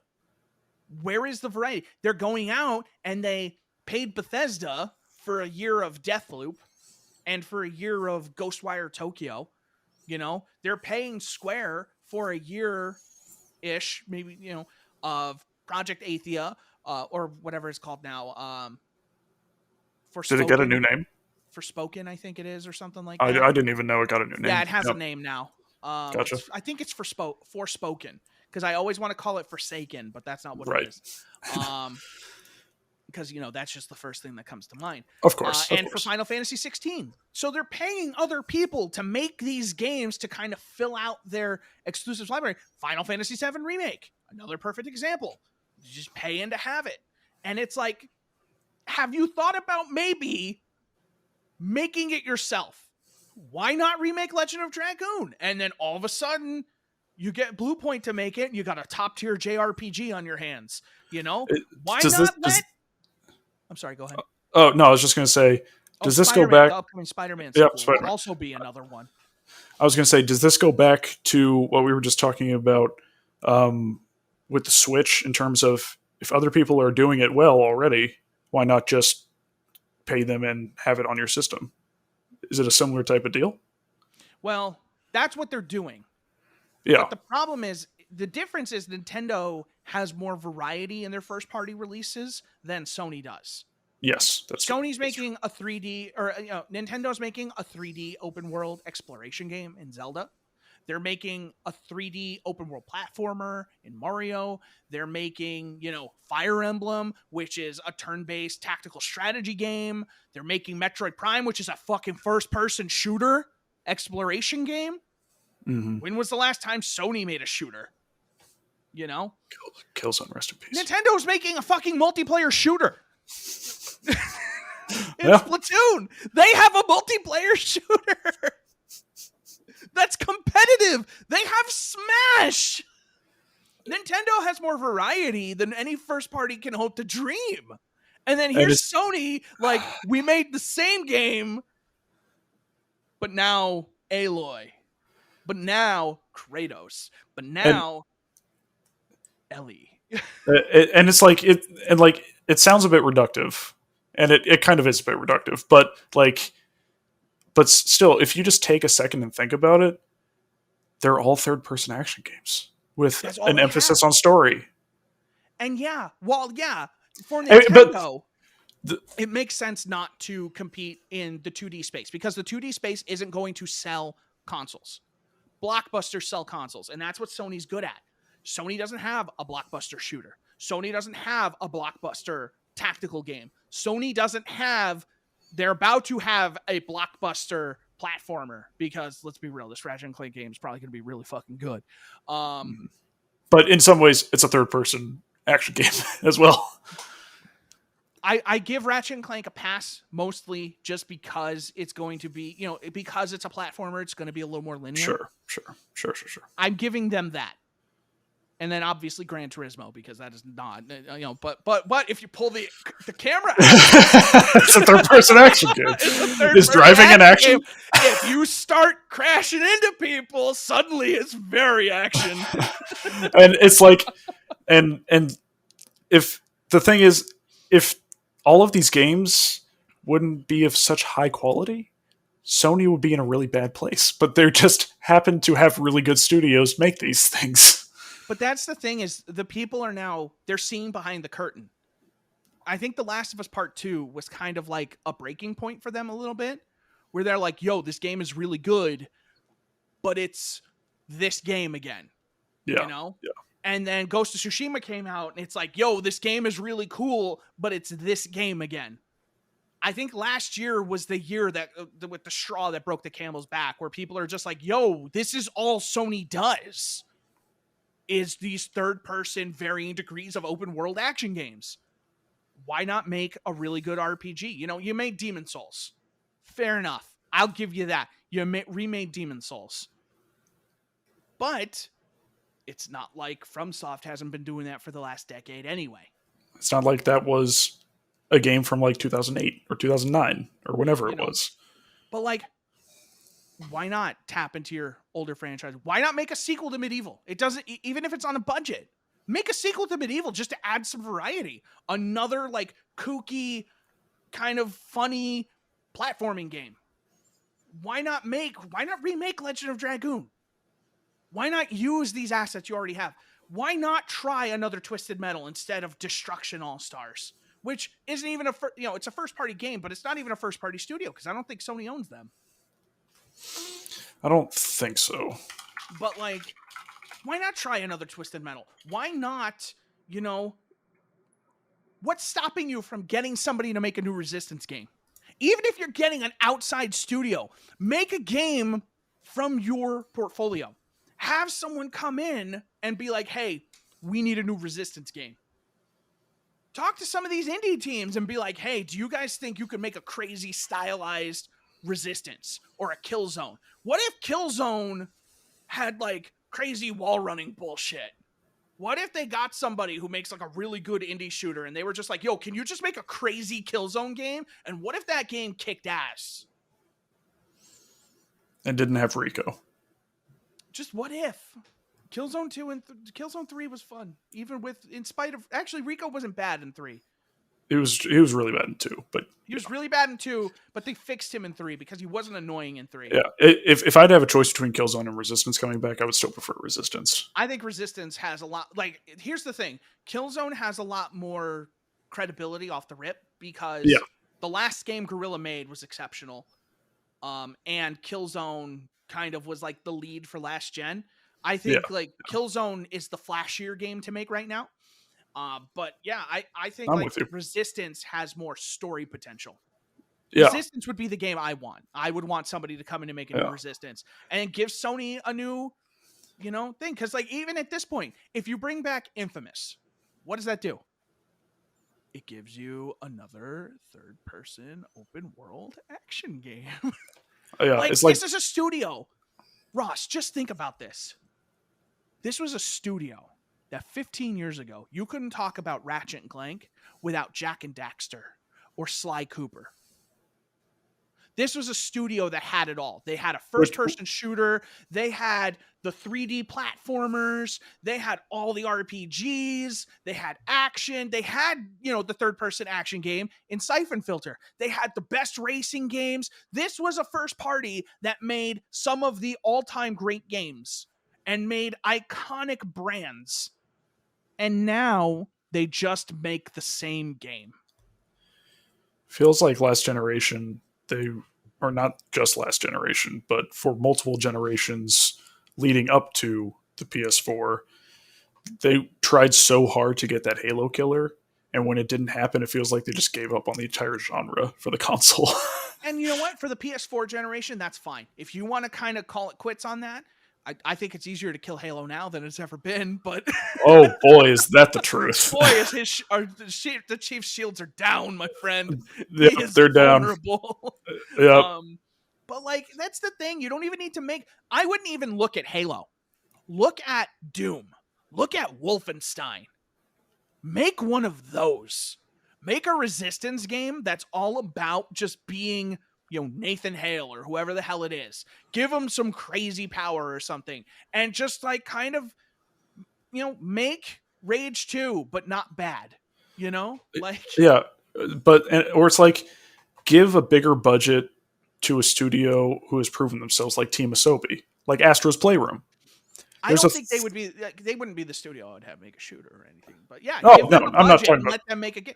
Let them make a new Jak and Daxter. People have been asking for that for years. I'm lucky because of those three, I was a big Ratchet and Clank guy.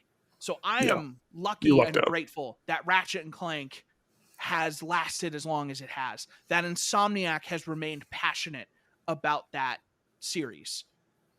And I acknowledge that. And Sony did try, for what it's worth. They made a new Sly Cooper game. When was that Sly Cooper game? Sly Cooper 4? Was that 2017? Sly Cooper 4. Is that a PS4 game or a PS3 game? It was a PS3 game. Sly Cooper Thieves in Time. That was 2013. Wow. Yeah, that was just before the PS4. Yeah. And then the last Jak and Daxter game didn't even come to the PS3. That was like 2010 or something. And that was a PS2 game. And it also wasn't good. Series. Yeah. I'm just bringing up the series. The most recent thing that came out was the Jak and Daxter bundle in 2017, but the collection was the big thing in 2012 for PS3, which was the Jak and Daxter: The Lost Frontier. Yes. What year which was a PSP game that came out in 2009. Okay, and then it came to PS2. That's the thing. It never even came to PS3. Yeah. Like, the fuck. But, like, that's the thing. Why not make a new Sly Cooper? Why not make a new Jak and Daxter? Give it to somebody. Give it to Team Asobi. You have somebody who made, in many ways, arguably your best launch title. Why not let them make one of these games when it's clear they have the knack for it? No pun intended. Oh, God. Knack got a fucking sequel. Knack got a sequel. Knack got a sequel. Days Gone can't get a fucking sequel, but Knack did. Yeah. Let that sink in. And, like, Sly Cooper 4... They won't let my boy breathe. Sly Cooper 4 got mostly positive reviews, but I think the thing is, I think in general, the time of the mascot 3D platformer is generally over. I feel like the market for that is not as hot, so they don't want to make more of those games. That's the thing is, Sony settled on Ratchet and Clank, which was the right decision. It was the right choice. Nintendo has Mario, and Microsoft Eternal. never even tried. Nope. They have Microsoft knew better. Yeah. Sony gave it 3 tries, and one of them stuck. But for what it's worth, look at what they did after that. Sucker Punch went on to make Infamous and Ghost of Tsushima. And, Insomniac would go on to make Spider-Man still. But let's be real, everything Insomniac made, most of like their AAA games that weren't Ratchet and Clank did not hit. Being Sunset sales-wise, for sure. Fuse. Yeah. Didn't hit with critics, didn't hit with users. I always forget that Fuse exists. Yeah, Fuse could have been something. And then Naughty Dog, went on to become Naughty Dog. I think for Naughty Dog, the best thing they ever did was leave the Jack and Daxter Oh, era behind them, 100%. because they went on to make Uncharted, and then as if you couldn't do better than that juggernaut, they made The Last of Us, Yeah. which is like, Which are two of the most successful third-person action games of all time. you could say they're the reason the PS4 era was what it was because they released 3 Uncharted games that were spectacular. Not my cup of tea for those. I was more of the PS4 Uncharted guy. That was my era. But then they made The Last of Us, and then they made superior sequels to both of those on the PS4. Yeah.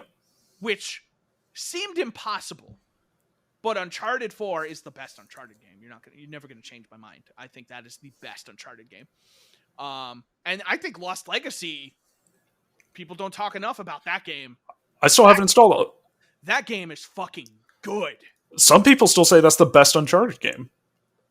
That and Uncharted 4 are it's just whichever one I'm playing right now. Yeah.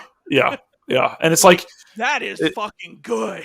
Yeah, and if you look at Insomniac's like catalog, like there's a very clear delineation and time frame when there's the switchover, because it was Spyro, it was Ratchet, and then Resistance, and then Ratchet, and then Resistance, and then Ratchet, and then Fuse, and then Sunset Overdrive, and then Ratchet, and then Song of the Deep, and then Spider-Man and Ratchet. They go back and forth. But like most of the games they have made, with the exception of Fuse, have been well received. Great. I'm sorry, I didn't mean to cut you off. I didn't mean that was well received was the end of my sentence. Yeah. Like Insomniac has historically been able to, when they're passionate about it, manage 2 franchises effectively. And I think during the Fuse era is where they kind of like missed it a little bit. I think they overextended. And they like Ratchet took a hit. And, the thing is during that era, at the beginning of the PS3, Resistance was great. Ratchet was not as great. Ratchet had to grow. By the end of that Ratchet trilogy, that was like the peak of that series. A Crack in Time, I still think it's, the best game in that whole series. I think there were. Resistance 3 was also the best game in that series. It's just the sales. It's fucking damn good games. I still need to play it in co-op with you. Still do. For PlayStation 3, they released Resistance 3 is the perfect game, actually, of what I'm talking about, of making like a Wolfenstein. Because Resistance 3 had multiplayer, but it didn't matter at that point. It was more like Call of Duty. You could have released it without it. It would have been fine. But that campaign is the perfect example of what I'm talking about, of what to do with a Resistance game. Yeah, gotcha. I remember how much time we put into co-op in 2. That was good. They need to bring that back. They need to bring back the co-op. Don't even do the competitive. Just do the co-op. It was so much fun. But yeah, for PlayStation 3, there were 4 Ratchet games that came out for it. Tools of Destruction, which was very well received. There was Quest for Booty, which was not well received. There's a Crack in Time, which was very well received. And then there was All for One, which was not well received. They were... and then there was also Full Frontal Assault. Right, yes. And Full Frontal Assault. Into the Nexus, which was very well received. Which was that very was well a received. Fucking good game. So it was like... In my opinion, is the second best one after A Crack in Time on the PS3. It almost feels like they alternated years with their A team and B team on Ratchet, where it's like great game, not great game, great game, not great game. Well, Quest for Booty was also a smaller game for what it's worth. It was a smaller game. Title. That was like a little downloadable game, like a couple gigs. 9, 10. Yeah, like on the PlayStation 3, I think they overextended. They released 1, 2, 3, 4, 5, 6, 7, 8, 9, 10 games on the PlayStation 3 in 7 years. Like, they were exponentially... the studio was growing. But like the thing is they weren't owned by Sony, so they were getting the checks for working on a Sony property because Sony owns Resistance and owns Ratchet and Clank, but they weren't first party. Nowadays, if Insomniac wanted to do that, listen, after Ratchet and Clank 2016, I think is when it came out. I think my math was wrong the last time I talked about it. Yep, 2016. That came out in 16. And between that and Spider-Man, Mm-hmm. I think they're a blank check studio at this point. Yeah, I'd They're agree. kind of a Naughty Dog where you just, especially now that they're first party, Sony just gives them the checkbook and says, "Yo, fucking do what you got to do," which is why Sony can afford to have this new Ratchet and Clank only on PS5, because they're probably like, look, like if they weren't first party, I don't think that this is a PS5 only game. Yeah, and I think, like, I think that they're very close to the level of Naughty Dog, but I almost feel like Naughty Dog is the transcendental studio, especially when it comes to stories in games. Whereas Insomniac, Shit out of me. whereas I'm sorry. whereas Insomniac is like the gameplay focused like Kings, where Naughty Dog is the story focused Kings. I will say though, in the PS4 era, my opinion of Naughty Dog completely changed because I was not a fan of physically playing Uncharted or The Last of Us on a PS3. Mm-hmm. But between Uncharted 4, between Lost Legacy, which was like, that's a B team game. Naughty Dog's B team maybe made the best Uncharted game. Let's just fucking that. That's not even a B team. That's a C team. Because they were working on another game. Yeah. Like that's like Last of Us Part 2 was in development forever. The B.5 team, because it's like half the B team, and they took them and they made a fucking incredible Uncharted game while they were making The Last of Us Part 2. And it's like, and The Last of Us Part 2, I had my gripes kind of adjusting to, playing one of those games, a shooter on a console again. But like that game fucking played day and night. I have my issues with it, but day and night comparison to the PS3. And, maybe that's just a result of the hardware being better. But fuck, those games play way better. No, they play way better. Yeah. So it's like we've seen Sony in the past have this experiment more. I feel like they're becoming far less experimental and far more risk averse. The PS3 was it, because they were releasing so many first party games that they kept including demos in the game. So you bought a game, you got a demo for the next game, and then when you bought that game, you got a demo for the game after that.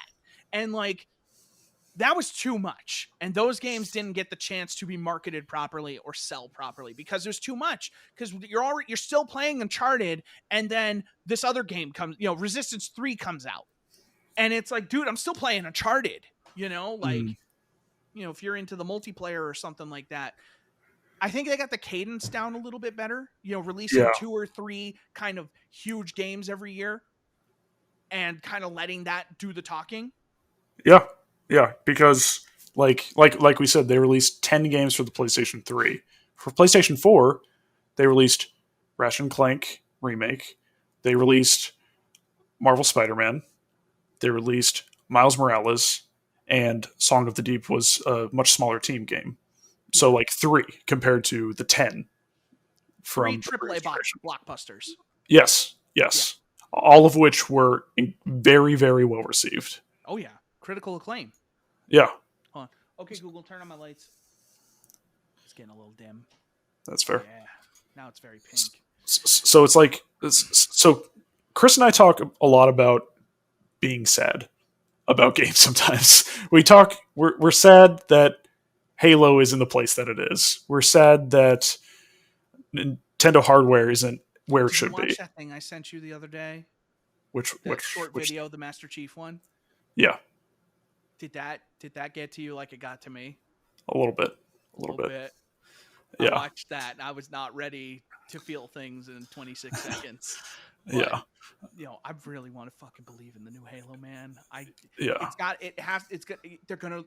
Phil Spencer's not stupid. He's going to release that shit on November 15th. That's when Halo, mark my words. Halo Infinite is coming out November 15th, 2021. The 20-year anniversary. It's going to be the best fucking Halo game since 3. I hope so. But like, obviously people who have listened to the podcast before, you've heard our gripes. You've heard our gripes about Microsoft's first party. You've heard our gripes about Nintendo's hardware. We now have our gripes about Sony's first party variety. And we're only like this because we know where they have been previously and what they could do again in a lot of these situations. Like, and it's not even gripes of like, we don't want Sony to stop making the games they're making. I'm Well, looking forward to the new God of War. I'm looking forward to, like I said, I want another Last of Us, just about somebody else. Yes. I want these games. Fuck it. I want another Infamous. I'm ready. If they want to give me another Infamous game, I am all on board. I am one of those people who is like, yo, Second Son. I sing the praises of Second Son. You do. Because that game was good. And like, I want them to make these games. But the thing is I look at all the games. I played all the Resistance games, and they got better as they went. And there are just a lot of people who did not play Resistance 3, and you should look yourselves in a mirror because it's your fault. It's your fault Resistance died. It's you. Because then they made that shitty one for the Vita that I platinumed. I hated that game. You platinumed that? I platinumed that. It was easy. It was so easy. I platinumed the shit out of that game, and then it promptly sold it. Yeah, it sucked. Yeah. It's. And then of course Sony Bend made the one good one for the PSP. You know. No, Killzone Mercenary. No. They made the Resistance game for PSP. Oh, Burning Skies, I think. No, that was Retribution. Burning Skies was the Fireman in the Vita one. Oh, okay. I get that. I always get them flipped. Yeah. That was bad. That was a bad Resistance game. It was the only bad Resistance. That was the only bad Resistance game, and it wasn't made by Insomniac. Yep. I don't think it was made by a first-party studio, and I think that studio closed. For like Nihilistic or something. Wait, which one are we talking about? Retribution?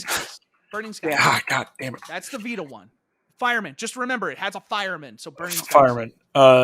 Yeah, Nihilistic Software. They were who were also supposed to make StarCraft Ghost. Yeah, they made Vampire the Masquerade Redemption, PlayStation Move Heroes, Resistance Burning Skies, and Call of Duty Black Ops Declassified, which was also bad. And bad. A 33 on Metacritic. Yeah, so, sometimes it's that's why you don't let third parties use your first party stuff. Yeah. But that's why you vet them a little more thoroughly before handing off your IP. Or you just care about the platform that you're selling, like the Vita, but you did also that. And so you made Resistance Burning Skies instead of Resistance Retribution. Forever and always. Hold on, it's over here. I love my Vita. Where the fuck is my Vita? And I love my PSP. Both readily available to play at any time. Where's my Vita? It was here. Oh, Chris lost his Vita. Tiny Baby Groot. I miss my PS3 Spider-Man games and Sly Cooper. They were so good. The PS3 Spider-Man games were crazy. Like, there were so many PS3 Spider-Man games. Oh, God. I still have one of those. Yeah, that's crazy. PS3 Spider-Man games were nuts. But yeah, it's just like... I don't know. Sony has too much. They are squandering too much. And the one thing you can say about Nintendo is Nintendo is often very good about resurfacing some of their older stuff. Look at that stupid fucking detective games they're bringing back. Or like Detectives. Kid Icarus Uprising for 3DS, one of the best games of that year. That game is phenomenal. And now they won't talk about it. Nintendo knows that, like, hey, Nintendo is good about, like, hey, we have a new platform. Let's lead with a Zelda and let's lead with or a Mario, and then let's bring something back. They're always good about that. Let's, 3DS. They kind of closed out the 3DS with a Metroid game that I just didn't want to play on a 3DS anymore because I was done with my 3DS. Yep. I was done with my 3DS long before that game came out. But it was a good game. And like that's the thing is Nintendo's good about resurfacing their older stuff. Microsoft is good about just letting people fucking play it. And Sony's like, hey, we'll release the PS2 version for PS4 with like some trophies and stuff, I guess. But like, you guys like Jack X Combat Racing? I do, but it's actually a very well received game. It's a good game. Like, listen, I'm not going to sit here and say, there's only one bad Jack and Daxter game, and it wasn't made by Naughty Dog. But Jack X Combat Racing is a fucking fun game. But like, Sony just doesn't care about the past, and that's something that Jim Ryan has made very clear. Like when he was talking about like the old Gran Turismo games, he's like, who would want to play those? A lot of people. Sony doesn't respect the nostalgia that they've earned over the years, and they fucking spat in the face of everybody who bought a PlayStation Classic. They just disregard their older eras. All they care about is right now. And it's like PlayStation All Stars. It's like that should have been a great love letter to Sony. Medieval only happened because Sean Layton worked on the first one. Yeah. So of course he's going to bring it back, but like Jim Ryan has no attachment to that other than like, hey, this was made across the pond. That's where I live. I'm Jim Ryan.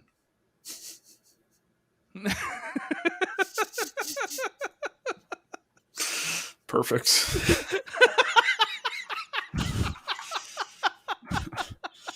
That was maybe the best English accent I've ever heard in my entire life. It was just, I got transported across the pond. What a word picture, man.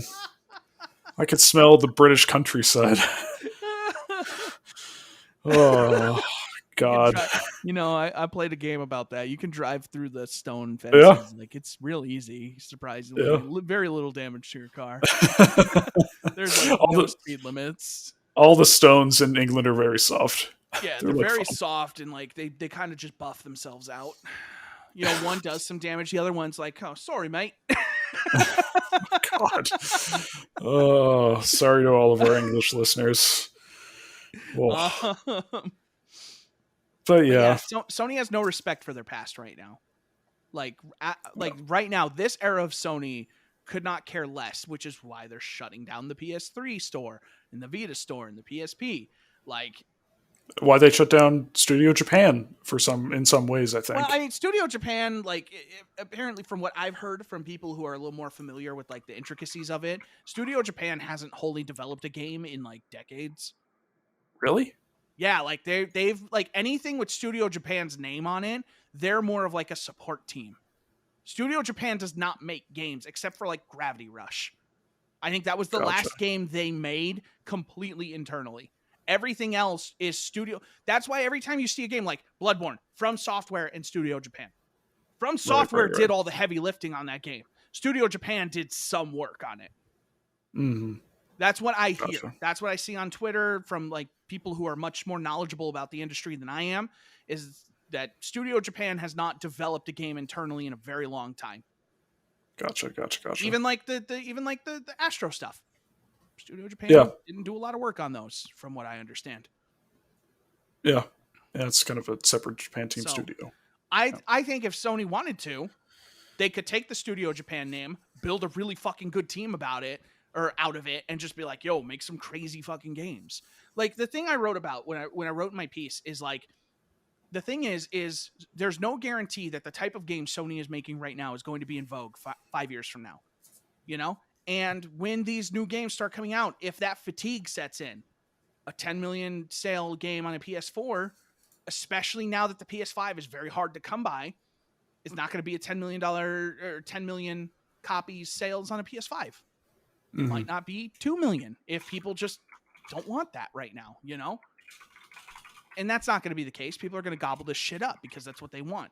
But like, I talked about 2008 EA as the perfect example, where they made Dead Space, they made Mirror's Edge, they made Army of Two, they made Rock Band in 2008. A whole generation of plastic instruments. Yeah. And like, that's the thing, is like EA went out there and took chances.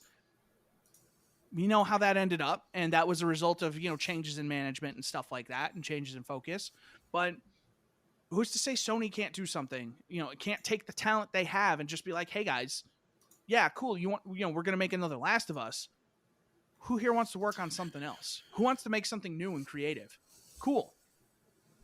Oh, someone at Naughty Dog wants to make a new Resistance game? Fucking let's go. Let's make a new Resistance game. Just don't make it a third-person, open-ish world action game. Third-person shooter. Third-person action shooter. But like, they have an opportunity with the talent that their teams possess to create the games for the next 10 years. the next Uncharted, the next Last of Us, the next Marvel Spider-Man, you know? Ghost of Tsushima could be a step in that direction, but like let somebody go out there and make that game. Ghost of Tsushima is the perfect example of why you need to take chances. Who in their right mind decides to let an American team make a game based on like Japanese folklore in like kind of an obscure island? What was once obscure and is now very well known and well recognized to the point that that team is now ambassadors of that island. You know, it's an American studio giving. Yeah, it's based on a true story of ancient Japan to Nate Fox, the whitest man I've ever seen. His name is super white. That is a white ass name. The only way his name could be any more white is if he was John Smith. Yeah, like or Scott anything. I bet Nathan Fox was one of the potential names for Nathan Drake, who is also one of the whitest characters. Nathan Drake sounds less white because Drake. Sure. Because Drake. On a scale of 1 to whiteness. On a scale of 1 to Drake. On a scale of 1 to Drake, it's just Tony. Oh, shit. The other Tony. Yep. That's fine. Now you're bringing too many Tonys into this. I was almost a Tony. Too many Tonys to spoil the broth. Yeah, I was almost a Tony. That would have been confusing. Hey, it's me, Tony Orlando. Hey. Yep. Just generic mobster 1. Your life would have been so different as a Tony Orlando. Oh, God. But yeah, like, I just think Sony needs, and especially with like the fact that they're making a fucking ton of money still off of the PS4, why not let a couple teams take some chances? You know, even if you want Sony Bend to make something else, why not let a team at Sony Bend concept a Days Gone too? Because if that game comes out on PC and sells really well, and there's a market for it now, you're gonna look real fucking stupid. Days Gone is one of the best games on the PS5 right now. Because of that update. Yeah.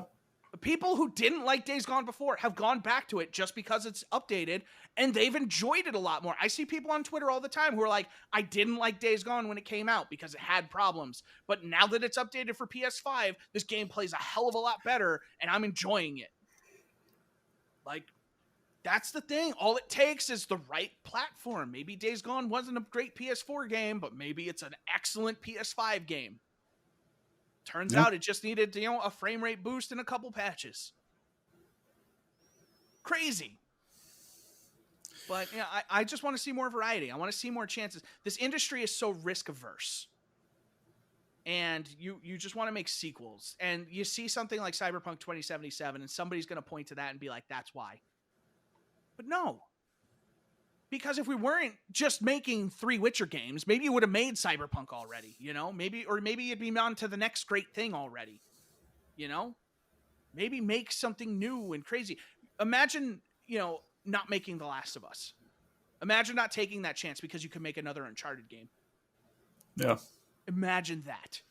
Imagine not making Horizon because you wanted to make another Killzone. Imagine not letting them make Horizon because they made Killzone. Yeah. It's the PS4 was all about Sony taking chances. Late PS3, early PS4 was all about Sony taking chances. Yeah, and then you see those franchises that were like borderline on PS3 completely just bottom out, like Killzone Shadowfall. Like that was a fine game. But fine game. You know what? It doesn't hold up very well anymore. I played it because you could play it unlocked frame rate on the PS5 and it's 60 FPS all the way through. Yeah. I couldn't get very far into it because it just doesn't hold up. And it's like, again, visually, like it's just like, ugh. Yeah. But like even again, early PS4, Infamous Second Son. It's like the franchise hasn't come back after that for many reasons. But just like The Last of Us, that is a franchise that you could tell a lot of stories about. I think at this point, it needs a reboot. With completely different powers. A different character, different powers. It needs a reboot. And I think you can make Infamous. You could make Infamous a smaller game. You can make Infamous. It doesn't need to be a 50-hour blockbuster game. It doesn't need to be God of War. You can make a $40 Infamous game that's just like, hey, here's this 16 to 20 hour game of just this person making these choices with these powers. That's all it needs to be. You can make Infamous an episodic game. Here's like a 5-hour story about this character, and then like keep making an episode and just be like, hey, here's the culmination of it. Yeah, I mean, that's too. Like, and that's the thing. Like, some of these franchises we talked about, like Jak and Daxter, they made a racing game. Like, you can take existing IPs. Uncharted. It's waiting for you. Yeah, or like, I know, obviously it didn't sell well for a multitude of reasons, but like, Killzone Liberation is a really good game. Yeah. But it's like, you have all these incredible franchises that you could branch out into different game genres. It's like, that's why, in a lot of ways, that's why I love Telltale, because they took games in a different direction, like Borderlands. Oh god, that face. Infamous Battle Royale. You land, you get powers. Yep, and then you fight with your powers. And then you ruin a franchise in a for city, me. Thanks. And the city is slowly falling apart. I hate you. I hate you so much. It's like how people keep saying. It's like how people said Halo Infinite has to have a BR mode. No, it doesn't need to. I'm just saying an Infamous BR would be something I would play because that could be cool. That's something. Let's talk about. Imagine walking up to a lamppost. You got the electric power. You're like, yo, I got a charge. Cover me. And you're draining the electricity, and some dude just lights the block on fire. Let's briefly. I don't know how much longer we want to stick on this, but let's think about Sony franchises that they've kind of abandoned and ignored. Legend of Dragoon. No, not in that way.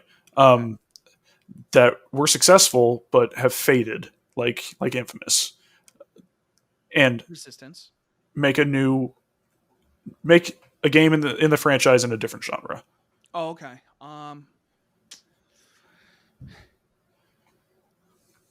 What if you make another Killzone, but it's a stealth action game? The first Killzone had a stealth character for the campaign. The end of Killzone Shadowfall. Yeah. They kind of I liked that. Yeah. Actually liked it. That was fun. You made, kind of a wall jumpy Killzone that was more about like quiet kills rather than hallways of bad guys. And you could still have that if shit gets real, you can still run and gun. But what if you made like a stylized first person stealth action game? Yeah. That could be dope. Yeah. Intimate Titanfall, like that could be cool. And that could be another title. Fire today. You are. But it's or like even something like just rip it straight from Microsoft. You could make like an Uncharted like tactics game. Like that could be cool. You could do like I think Infamous something with Infamous and multiplayer. Like take the concept of the raids they have for like the multiplayer for Ghost of Tsushima and make I would love a co-op mode for that for Infamous. Open world, basically make Crackdown but Infamous. Yep. Everybody has their own powers. You have crazy shit happening, and just make it a game that you and your buddies can get on and just drop into this city and cause mayhem. You can choose to be villains. You can choose to be heroes. You can have like events that start up. You can have like crazy raids and stuff, and just make that. And like, that could be so cool of just like, hey, not only do I have these powers, but my buddies have these powers, and kind of managing that of like, hey, I can make this thing so you can get your powers back. Don't you ever say that again, Uranium. They already did that. We don't talk about that game. For those listening, Uranium in the chat said an actual Twisted Metal racing game. They already did that. It's Twisted Metal PS3 and it sucked. Yeah. That game was awful. I would rather play Spider-Man the Car Twisted Metal 3. I'll play that with a fucking smile on my face than Twisted Metal PS3 ever again. Even though the multiplayer in that game was fine. That's how bad it was. The multiplayer was the highlight of that game. Yeah. Because it was fine. And it just didn't get up its own ass too much. Yeah. It was the only mode that wasn't up its own ass. But yeah, I think they could very easily take a lot of their IPs and just make games in different genres to just mix things up and get a little more variety. Like, if you want to maintain like control of the IP, sure, that's fine. But have a team in-house make it. And I think they should go further. They should make another Jak and Daxter game, but go further in the GTA direction. Not make it as open world and grand, but make it in a city and just be like Jak and Daxter just trying to like fucking get by. You know, like what happens after they save the world, you know? And it's just Jak and Daxter trying to fucking live to tomorrow. they're just homeless on the street. You know, like that could be crazy. Like I'm trying to think of like what would you do with Sly Cooper? Like as much as I want to say Sly Cooper would be the stealth action game, that was just never the focus. Honestly, I don't even think you change anything. You just make another Sly Cooper game. Yeah, I mean, I could see like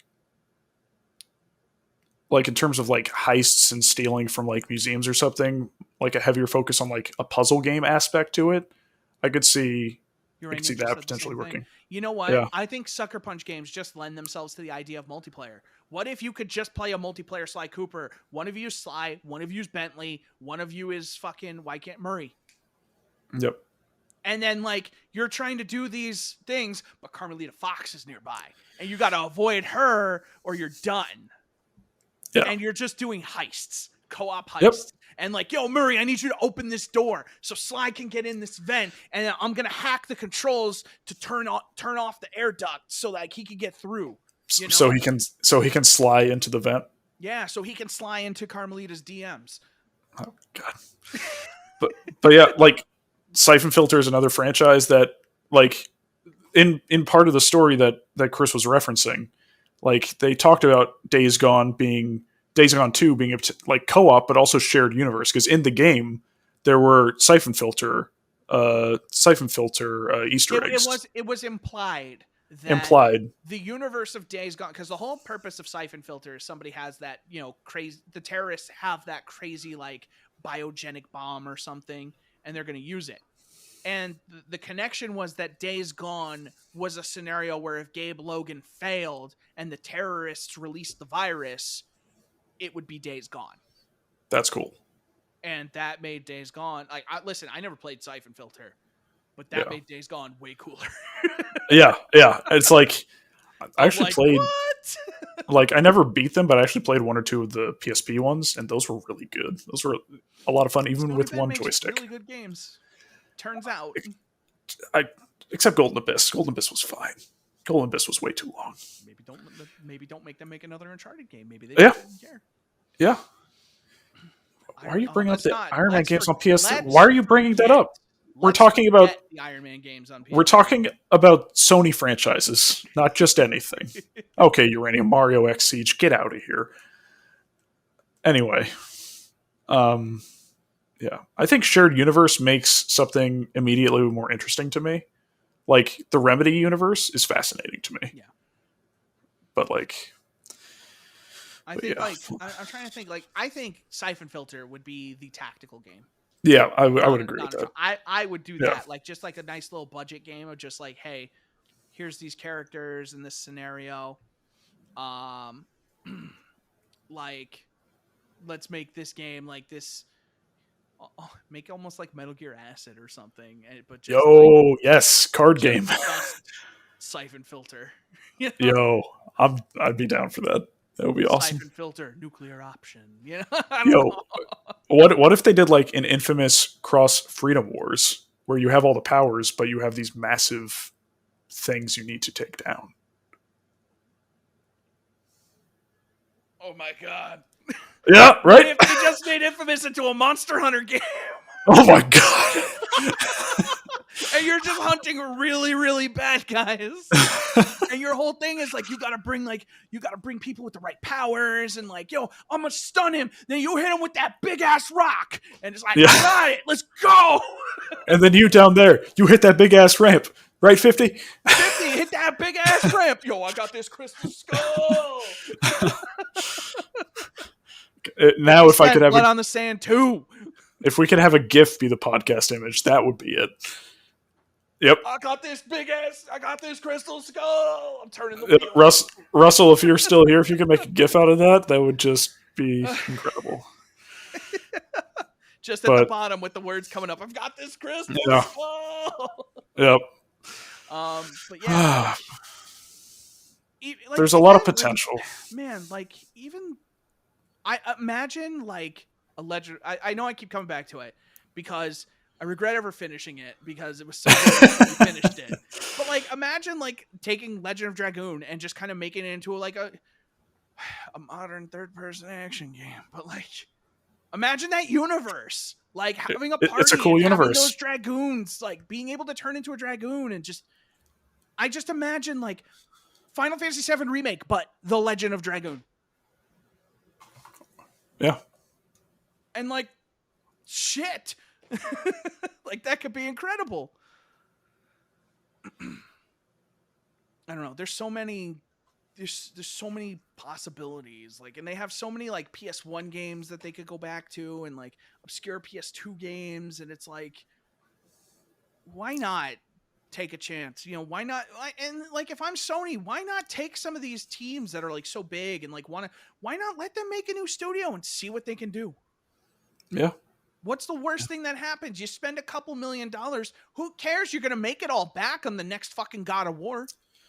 Yeah. Urania, we're talking Sony, not Sega. So shut your mouth, because there's never going to be a new Panzer Dragoon game, and I hate you. Ross is savage right now. I'm sick of chat not adhering to our... This is about Sony first-party franchise. Adhere to the guidelines. Adhere to the conversation. I'm spent, dude. It's PlayStation All-Stars, but it's an action RPG. PlayStation All-Stars, but a turn-based RPG. I'm not as into that. I like the Diablo isometric style ARPG. Oh, I thought you were just going like Final Fantasy VII, like action RPG. No. Oh, ARPG. Yes. ARPG, Yes. ARPG, like 4-player co-op. Just fucking go. And like you know, one level is based in Hades, and you fight Hades at the end. Toro the cat will be the great destroyer.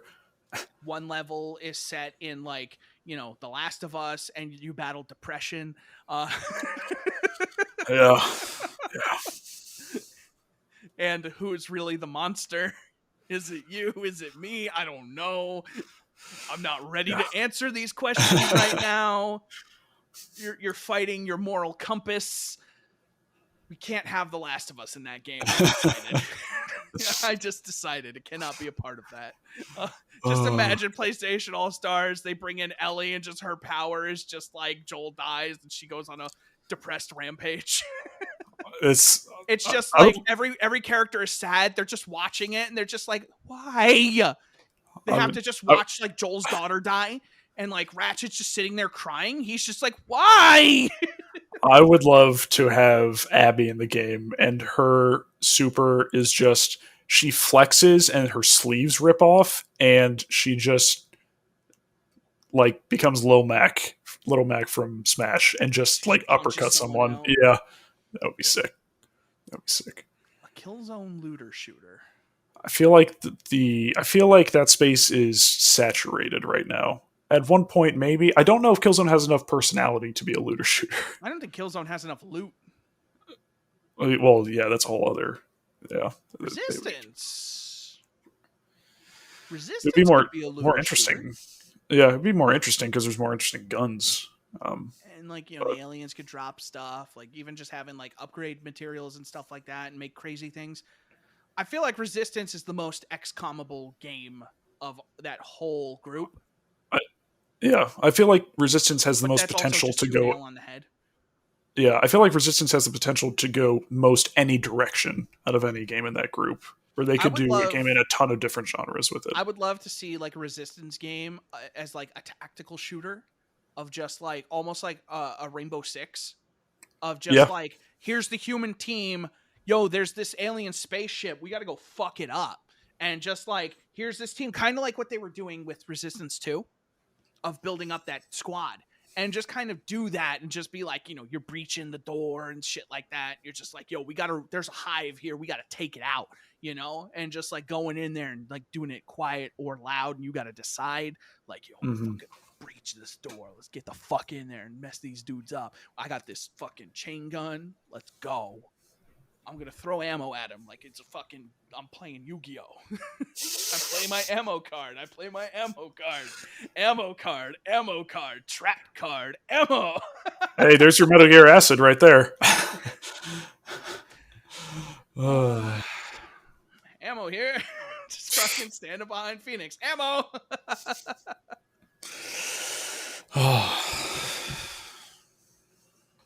I don't know. It doesn't even need to be existing franchises. Just like fucking make more games. Make more variety in the types of games you are making. Yep. They don't all need to be third person, varying degrees of open world action games. Yeah. Yep. That's the I agree. of our story. It is. I mean, a very long Microsoft story. went out and bought the variety. Nintendo built on variety. Sony forgot the variety. I mean, Sony is the closest to Nintendo out of all of them because they did it organically, and they tried to out Nintendo by just being like, yo, whatever they do, we're going to do 3 of it. It didn't work. But, I'm not saying Ratchet and Clank is as iconic as Mario, but if Ratchet and Clank is what you got, you did a pretty good job. Yeah. If that's what you got to fight Mario, I don't think anybody's sitting there like, yo, Sony fucked up. Like, if Ratchet and Clank is what you've got, like, we got Mario, we got Ratchet and Clank. Everybody's like, that's a good option. Yeah, it's when you go to Microsoft and you go, we got Vex. We got Super Lucky's Tale HD 4K 120 FPS. Come on, please. And that's that. You don't want Super Lucky's Tale. The team was very passionate. Ratchet and Clank go to the Olympics. Oh, God. God, help us all. I think we end the show after that. It's the second funniest thing I read today. I don't think you saw the other thing from earlier when I was dying laughing. When we both said the Infinite Crisis thing, Chaz was like, you both got there at the same time. My wife would be jealous. And I was trying not to laugh too loud because that was the funniest thing I've seen all day. That's pretty good. Oh, shit. That was fun. Well, everybody, thank you for being here. We'll be back next week. And hopefully we have half as much to talk about. I was worried when we started this episode because I was like, I only pulled one thing for news. And I was like, we're probably going to be done real early. And then we weren't. Yep, that's how it always ends up. This is a good episode. Our longest episodes are the ones where it's just us. Sometimes, yeah. Or at least, hold on. Our longest episodes. That aren't most like of them are award just us, shows. But our longest episodes that are just us, we're actually talking the whole time. It's not. It doesn't feel inflated. Mm-hmm. Yeah. There is conversation happening. We can take a single thought and then talk about it for 2 hours, like we did that with Marvel, Final DC. Yeah. The Final Fantasy VII Remake cast. Remember that? How we just speculated for an hour. Yep. Yeah, we got done with the actual game. Work. Yep. Yeah, I thought we would talk more about the game, but we spent way more time just talking about like, what if? What if? Yep. All right, guys, that's going to do it for this week. Thank you for hanging out. We will catch you on the next one. And I love you guys. Thank you so much for listening. Really, I look, and I don't obviously see individuals who are listening, but I notice kind of, when people are listening, and you guys are really coming out and showing some love for the podcast, especially like last week was the fastest like day one numbers I think we ever had. So nice. I was real happy about that. I was a little nervous when we started doing it live again, because I was like, sometimes when people listen live, they don't go and listen to it. But either people are, or we have an audience who just doesn't care that we do it live.